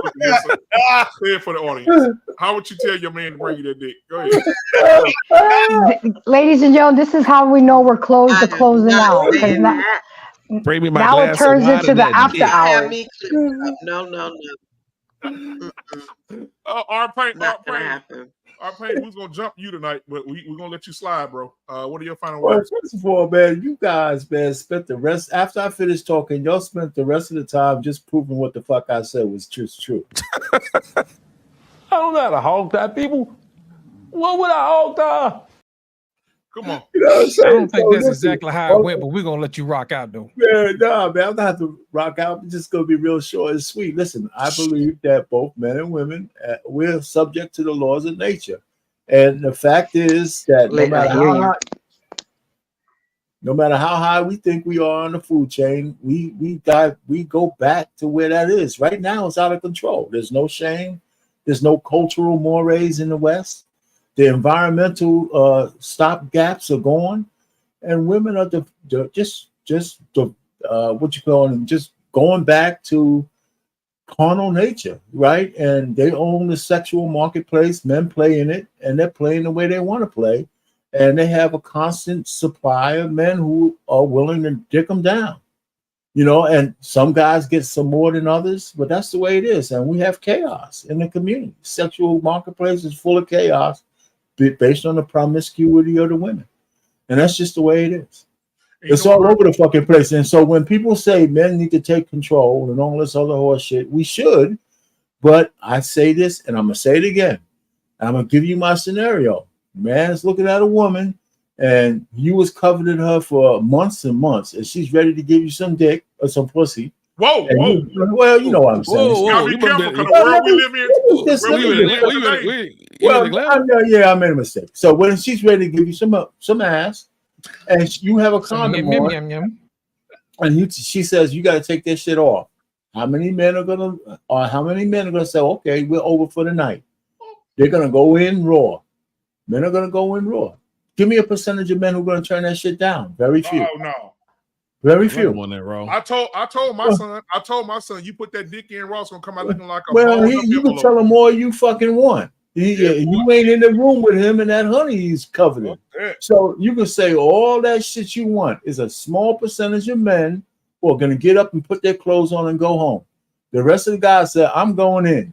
I am going in, and I'm toughest things any man has ever done is turn down a nice piece of willing, steaming ass piece of pussy. And that's exactly right. That's exactly right. And that, you know, so all we try to tell you is that's it.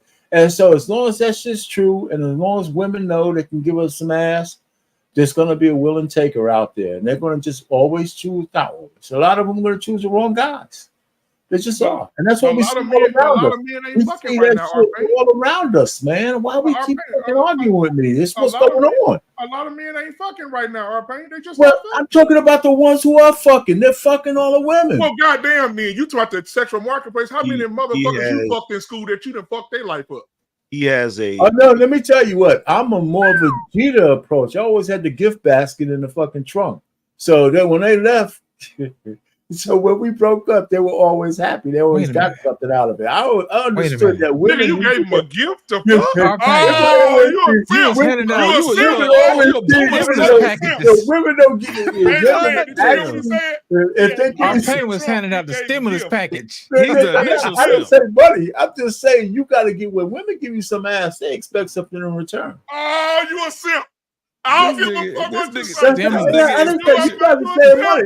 They expect R-Pain for keeping the economy rolling. He's a boomer.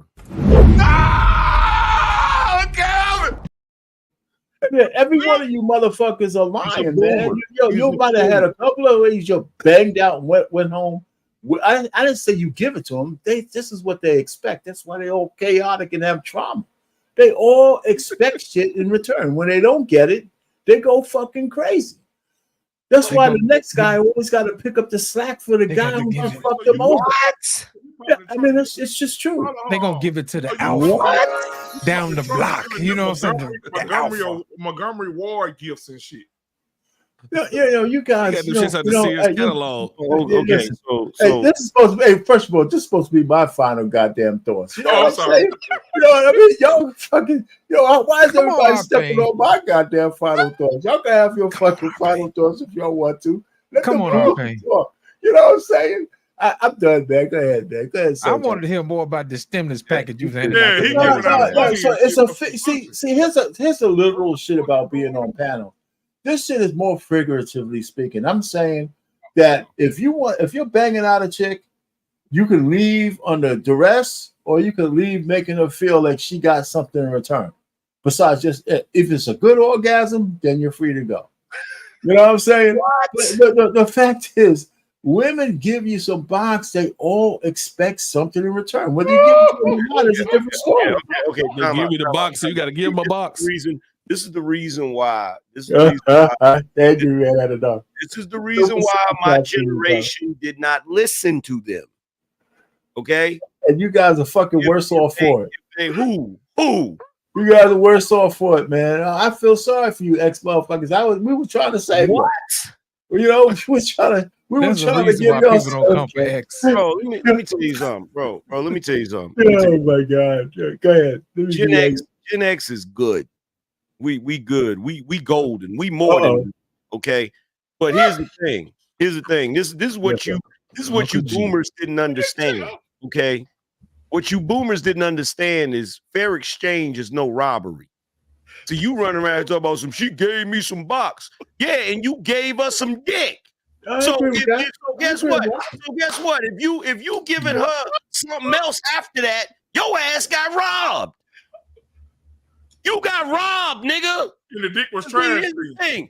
Y'all Negroes, man, I'm telling you right now, y'all are the reason that these women were out of control, bro.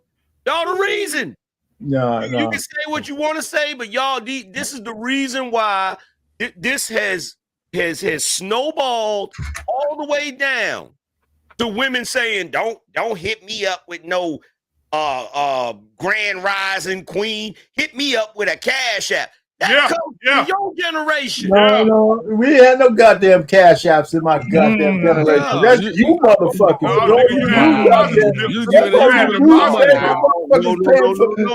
Giving them money before y'all go on dates. No. Yes. We had no goddamn cash apps. R-Pain. You capping now. We grew up on bitches ain't shit but hoes and tricks. Okay, we grew up on give them hard dick and bubble gum. That's what we grew up on. Yeah. Okay, so the only chicks that we would spend any money, time, and energy on was chicks that were wifeable. Y'all niggas was giving hoes money and tricking on. How could you be after us to say that's true? Wait a minute, y'all That's still be bullshit. The baby boomers have more fucking marriages than you ex motherfuckers ever would. So what are you talking about? Yeah, guess So what? no, it's not different. You can't say your exes, man. You guys are doing all that bullshit. Come on, angry man. Hold on. First of all, y'all had more marriages because we refused to get married. Y'all not only had more marriages, y'all had more divorces too. Most of y'all niggas got at least 2 or 3 marriages under your belt. So don't try to say y'all had more marriages. Listen, the fucking baby boomers are getting ready to give a transfer of wealth that the history of mankind have never seen before. So stop this bullshit. Transfer of That's wealth? right. That's you goddamn right. All you young motherfuckers waiting for us to die and say, yo, whatever we have. No. So what are you talking about? First of all, the boomers are the reason. The boomers are the reason most of us ain't gonna have no Social Security check. That's number one. Y'all are a drain on society, not a benefit to society. No, but we're the ones who paid in the most of Social Security. Y'all niggas still live in Papa and Big Mama's house. Because we inherited it. Don't do that. He deny that shit. No. Listen, the reason why Social Security is still around is because baby boomers paid into that shit. Bullshit. That's bullshit. Yeah, they had the jobs. We paid into that shit. So you really gonna sit here and tell me that economists have not had a discussion for I don't know how long about how the baby boomers are gonna drain Social Security? You gonna tell me that? Then we paid the most into the motherfucker, so we're still living longer. Y'all hippie ass tree hugging motherfuckers didn't pay the most into that. What are you talking about? You gotta stop speaking. Wait, first of all, hey, angry man. So let's just do the numbers, right? The baby boomers had the biggest generation, right? If they were working, they put more money into the thing. Now that's living longer than before, right? So that you guys are gonna. Most of the baby boomers, see, this is where you keep trying to insert your personal experience. I'll give it to you. You did what you were supposed to do, but you are not the typical boomer. The typical boomer was a freaking drug addict still living in his mama or daddy's house. That's the typical boomer. The typical boomer worked jobs here and there, on and off. That's the typical boomer. The typical boomer right now at old age is on disability. You got boomers right now. You got boomers right now that are working age. They're still working age and they're on disability, which comes from where? Social Security. So angry man, let me put it to you this way. A lot of Generation X's, right? A good portion of them are kids of the silent generation. And a small portion of them are from the baby boomers, right? I see you, Jeff. It's a mix, right? It's a mix. Uh-huh. So I'm saying that if you extol the virtues of Generation X, you can't ignore that some of them were from two working parents who made your latchkey kids because they were out working. They weren't just all out fucking taking drugs. Some of those people were working, not just me. I'm not that much of a unicorn. Okay, so it was a mixture. It was a mixture. And guess what? Them working class parents didn't give us shit. Didn't give us nothing. They gave you a place to live. They took care of the bastard children. A lot of the fucking people had. Thanks a lot. No, a lot of us Gen Xers were raised by our grandparents. Well, that's what I'm saying. From the familiar home, right? The home that housed generations of kids, right? I grew up in one of those homes, from home to the Bronx. We had 5 generations of motherfuckers in there, from my grandmother and grandfather, all the way down to the 2014 when we finally lost that house, from 1965 to 2014. Both generations of family went through there. I'm just saying, you know. Check this out. Y'all are the first generation to have television. which is why you believe everything they say on that motherfucker. Y'all are the first generation. Y'all are the first generation to have lead paint chips, which explains a lot. Y'all are the first generation. Y'all are the first generation to drink Similac. Okay. Y'all are the first generation. Y'all, whether you like it or not, y'all are the first generation of fuck ups. And the reason why is because y'all are the first generation to produce children that did not live better than the previous generation. I don't know if I agree with that. I don't know. It's the truth. It's the truth. It's a fact. I mean, you can do the research on that. It's the truth. The numbers state that it's a fact. See, the problem, R-Pain, is that you are taking your experience, because I know boomers that did what they were supposed to do. But that's not the boomers I'm talking about, because there's a lot of y'all. And I would argue that out of the whole bunch of y'all, there's only a small percentage of y'all that actually did what you were supposed to do, that operated like the silent generation and the greatest generation. A lot of the boomers were fuck ups. A lot of the boomers, who do you think Gen X was selling all of their drugs to?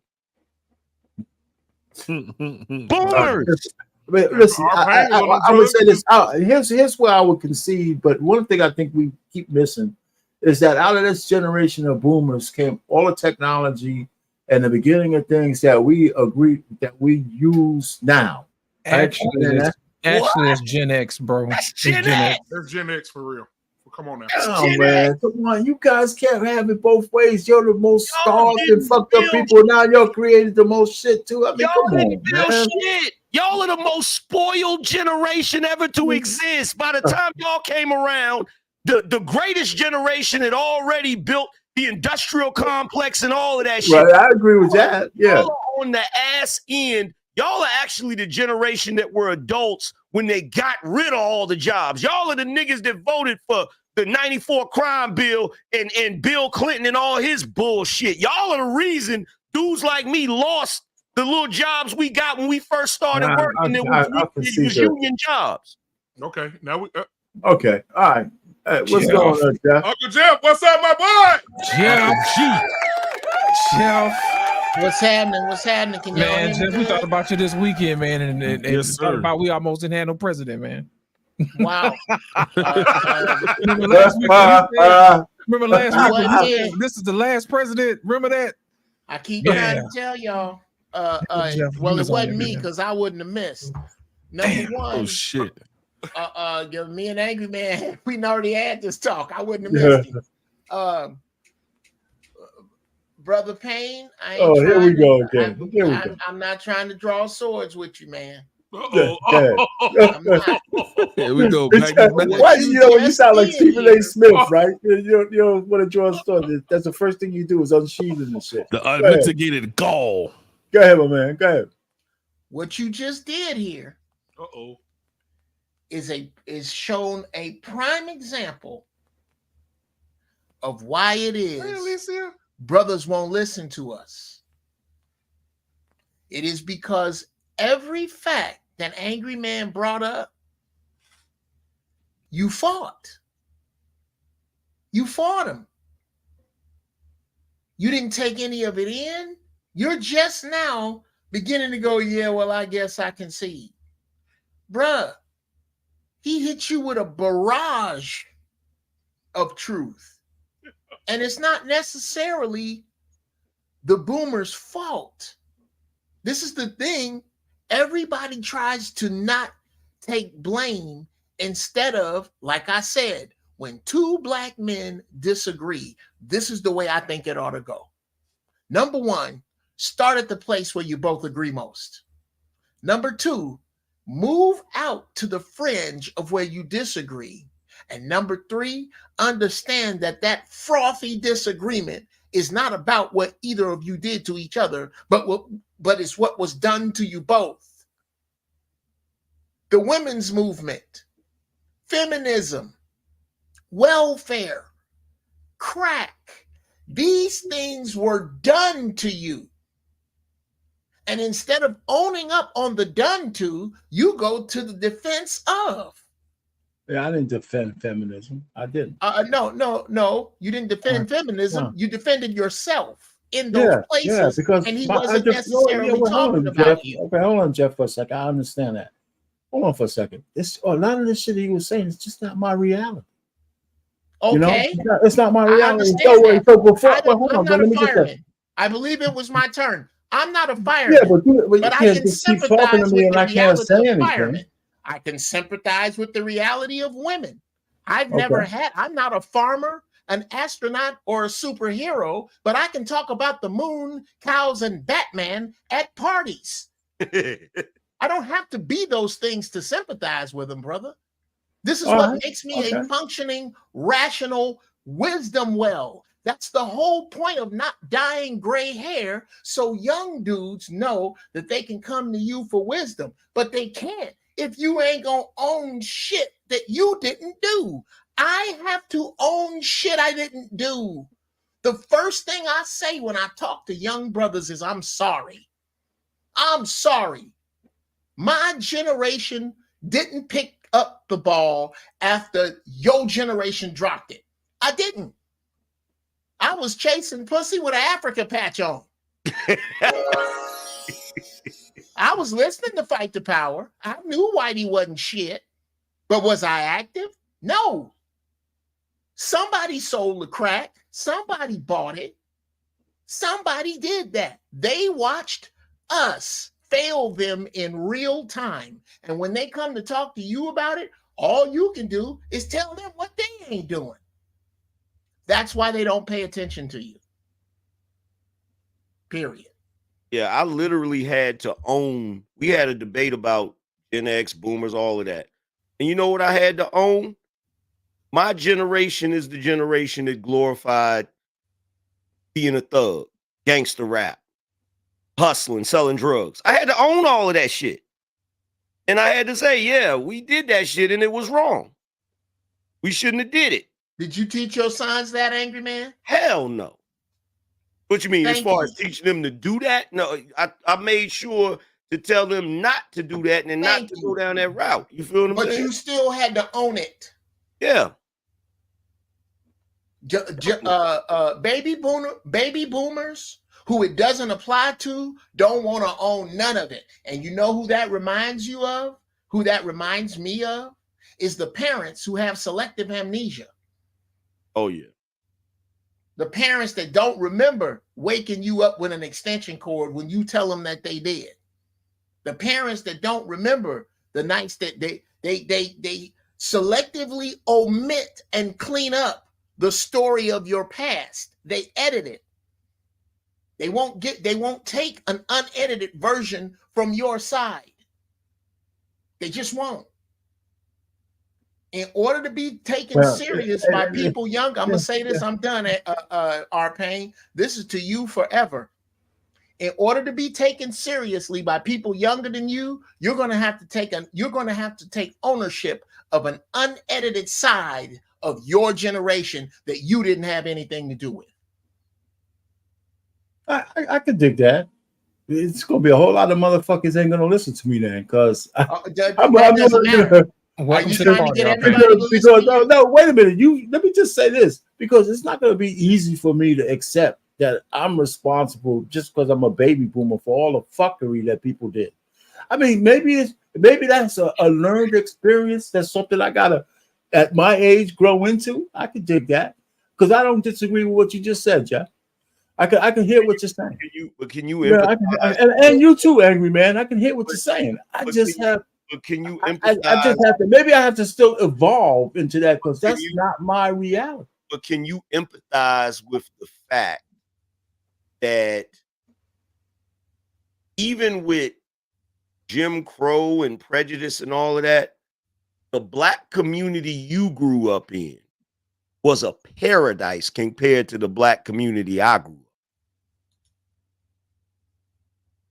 Yeah, I could agree with that, because I remember where I came from and how I grew up, how we got saved from living in the barrels of Harlem and shit when we moved to the Bronx with fruit trees and all that kind of shit. I thought we were moving on up. But guess what? But guess what? You moved from Harlem to the Bronx, and it was a better move. What about now? Do you know what the Bronx is like now? Yeah. You see my point? Like, yeah, I do. Stories. I hear you. We as Gen Xers, we get to hear stories, and I'm not even gonna lie. I got a glimpse of it. I got a little bit of it. I saw a little bit of it because I was, a kid in the 80s. So I was at the beginning of that crack era coming in and shit, right? But the way my uncles that are boomers, they describe their childhood and what they saw and all of that, what I saw was drastically different. I mean, I can see that. I can see that. I like I said, I hear where you guys are coming from.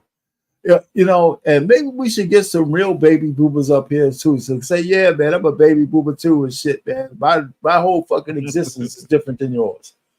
Because I know what I did, and a lot of guys I know who are baby boomers, man, they did a lot of good fucking shit, man. So, maybe I just didn't hang around, the guys who just fell off the wayside. I know some of my buddies who went the other way. So I hear where you guys are coming from. And I understand about maybe my best thing is I would just stop arguing. You guys, everybody wants to. I know a baby boomer. I know a baby boomer right now that recently was standing on Linden doing the dope fiend lean in 2024. Yeah, no, I'm hearing you. What you just outlined, our pain, is the speaking patterns of a horrible coach. Nobody makes it to the playoffs looking at what they did great. Nobody. There's not one professional coach that comes in after a losing game and goes, hey, let's look at the passes you did good and the shots you made great. No. All right, so what's your point? My point what's your point? What I said to make you feel that way? Here's my point. Every time that something negative is brought up about your generation, you refuse to explore and drill down. You default immediately to you and those you know. We've already been there. We've already established that. And you just did it 30 seconds ago, so it doesn't matter. So we already established that. You just did it 30 seconds ago. That's so right. It doesn't matter. And okay. So what do you want me to do? Get on my fucking knees and say something to you guys? Here's what I'd like you to do. Here's the answer to that question. Here's what I'd like you to do. The next time something negative is brought up about your generation, I'm gonna just shut the fuck I'd up. like you to open. I'm trying to answer your question. I'd like you to open up, explore, delve into, and dig down on what the people have to say about it, as opposed to defaulting to what you did good. Listen, it you know what I'm the gonna same do? issue. I'm gonna tell them the same motherfuckers, get off your fucking that I knees have a and lot make of your times shit when better. I That's what I'm speak gonna to. say. I call it W hunting. You W hunt. No, Whenever something is brought up I'm just a negative about motherfucker you, who tired you of go hearing looking for the motherfuckers win. talking about baby boomers. How about that? What's Listen, that? all you fucking guys talking about, why don't you just focus on the goddamn future? You're here where you are now. Here's fuck why. Fuck the baby boomer. Here's why. Let me speak. You okay, fuck well, the baby. you Wait ask a minute. questions, then don't. I ain't ask no Then question. speak declaratively. Don't ask questions that you don't want answers to. How fucking long is the answer gotta be, Jeff? I heard what you said. No, listen, you I'm just ask saying. another question. If Listen, you ask a question, I'm saying I'm going that to answer. if you were living in the 2024, I don't give a shit what generation you are. Okay, the baby boomers are fucked up. We all own it. What are you going to do about the future? Here's what. That's all you need. That's what we need to get to. What are you going to do about the future? Okay, and that's is that a question you want to No, answer? that's not a question to you, Jeff. I'm just throwing it out there. It's a bridge to some other shit. Keep going. No, that's all I'm saying. You know what? But that's ladies all and gentlemen, welcome to the show, Mr. Hey, what's going on? I know you've been waiting to get in. I'm trying to jump in like double dutch, but come on in. What you got to say about the issue today? Hey, gentlemen. How y'all doing? Hey, what's going on? How you doing? Hey, very well. Y'all look great. Love and peace. I don't have much to say about the issue. I just wanted to speak to Uncle Jeff privately, if that's possible after the show. Of course. Thank you. Oh, sure. Okay. Sorry for interrupting. Okay. Hey, R-Pain. Yes. Yo, you never disappoint, bro. You are through and through. The way you get defensive, oh my God, I feel like I'm talking to one of my uncles. Yeah, man. Yeah, it's just gonna be hard to get over, man. I can't. You know what? It's just gonna be. I gotta admit it. I mean, I wish I was perfect like Jeff, but I ain't. You know, so no. Because you know what? I do hear. I do Most hear. people aren't as good as me. No, I do don't hear aim what that you high. guys are saying. I do hear what you guys are saying. I really do. I really do. Hey, I really do. Look, I got an uncle, right? When I was in my late teens, I tried to explain to my uncle why he shouldn't be eating salty ass pork, right? And a few other things, right? He didn't want to hear that shit. He got defensive, kind of like how you're doing right now. I know. Guess what? 3 heart attacks later, you probably should have listened to me. Yeah. Triple bypass mistake. Yeah, because pork chops taste better than playing with your grandkids. Yeah, with hot sauce Jeff. Hey, listen, man. I concede. I'm just not changing overnight, man. Maybe one day we'll get up on these panels. Y'all saw saying baby boomers. I'm saying, yeah, them motherfuckers are fucked up, man. You know, I'm sorry. I was born 6 years too early. You know, maybe I should be a Gen Xer. You know. No, anyway, it's man. not that Or you should I'm gonna be. just keep my mouth shut. It's not that you should be a Gen Xer. You should be a responsible baby boomer. I am a like responsible when you said, baby boomer. Like when you said, why? Here's an idea. Why don't we focus on the future? Well, here's a group of people who absolutely do not focus on the future without having a good grip on the past. Pilots, surgeons, astrophysicists, politicians, you know, people who need their brains in order to move us forward, engineers. They all focus on the past and they all own up. That's all we're asking you to do is the next time we bring up something that has to do with your generation, don't deflect talking about the future. Don't deflect talking about your experiences and what you didn't do. Because I don't agree with your statement. I don't agree with your steals statement. credibility from the individual who's really trying to reach out to you. Listen, I hear it all sounds good, but you know what? I think scientists do fucking future. They read books, but they do focus on what they want to do for the future. You don't have to be a goddamn scholar of every goddamn inch of the past to be a good scientist. I don't believe it. Well, that's where you and Neil deGrasse Tyson disagree. Yeah, well, some people think, yeah, people argue with that motherfucker too. Exactly, and they're usually wrong. Well, maybe that's where you and astronauts disagree. That's where you and pilots disagree. Yeah, that's where you and mechanics disagree. I think I was a pretty good engineer. Hey, you know what? Guess How'd you get there? Oh, this is good. How'd you get there? Did you read any books about math? And where did that come from? Yeah, we're talking about math. I read a lot of books about math. And where did that math come from? Yeah, but you listen. Watch this. Hey, RP, guess what? I remember in my early 20s, I was sitting on my father's computer looking for a job, right? He came in there and told me, "Why you still in front of that computer? You're gonna have to get out there and beat the pavement to find a job. You ain't never gonna make no money sitting in front of that computer." That's what a boomer told me. All right, man. Listen, let's move on for the damn boomers. I hear what you guys are saying, and I accepted all the good and the bad. How about that? I accept it. I can't change, but we can't change any of that shit. We can't. Sure, we can. No, we can't. Why not? We can't go in the past and change it. We can only move forward. No, that's not what we're trying to change. We're trying to change our outlook. And moving forward. Our minds are closed.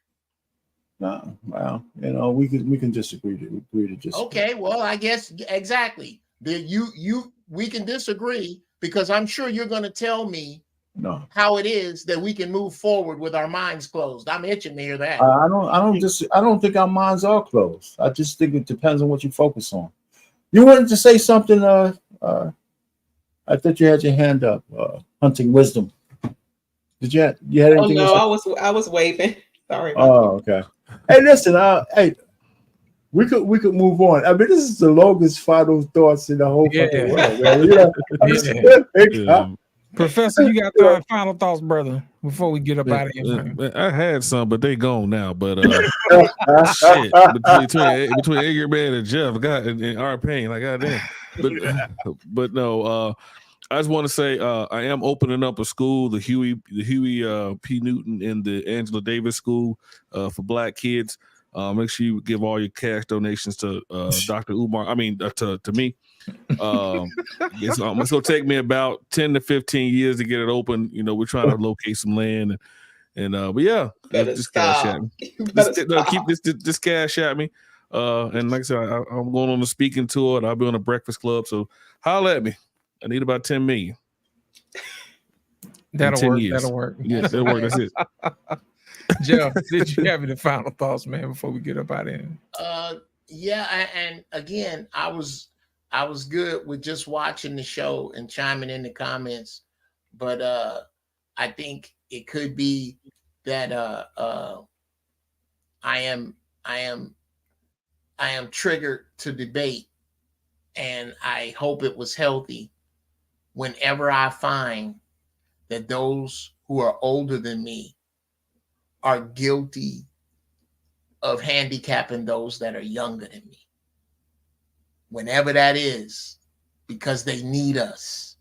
They need what we have, but they can't get it if they can't see that we're at least going to be honest about what their particular reality is. There, I'm done. Appreciate it, Jeff. AM, it's on you, brother. My final thought is I just want to let everybody know, just like Professor, I have an endeavor that I would like people to invest in. I'm actually going to open up a string of nursing homes for baby boomers.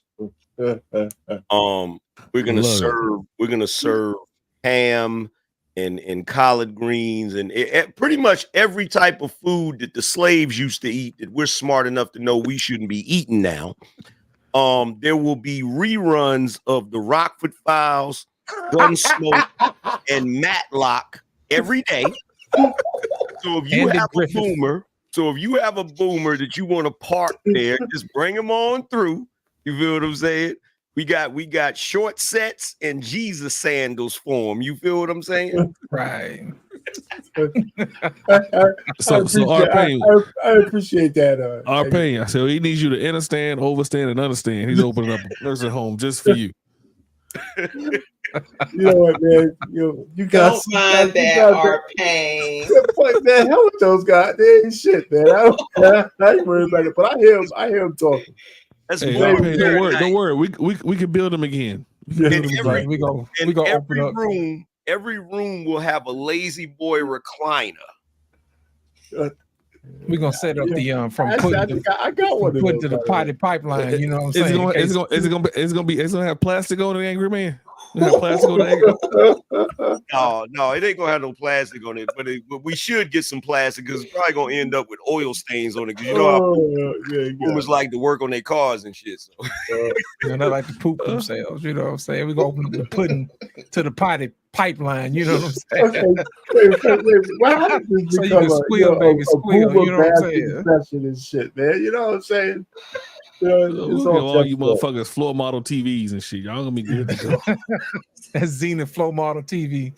It's so swivel. But if we don't have the floor model TV, what we gonna sit the flat screen on? Right. Man, look, man, it's been a pleasure, man. New folks, y'all make sure y'all hit the subscribe button. Old folks, y'all know what to do. Hit the like button. My final thoughts is, man, shout out to Lisa McDowell. You know what I'm saying? Lisa McDowell found it in her heart to fall in love with a goat herder from the land of Zamunda. She didn't care nothing about whether or not he had a job. You know what I'm saying? Think about it. When Jaffe Joffa showed up and he's like, They was like, "Where's my son?" He was like, "Well, he was over there working at McDowell." He was like, "My son works." You know what I'm saying? You ain't got enough money to buy me off. Nonsense. Nonsense. My son a keep. My son a keep. That's right. You know, shout out to Lisa McDowell. I hope she becomes the queen of Zamunda someday and all of that good stuff. But for the rest of you Patrices out there, may the odds be in your favor, and may $20 be in your front and $40 be in the back. Y'all guys have a good evening. Good night. Peace.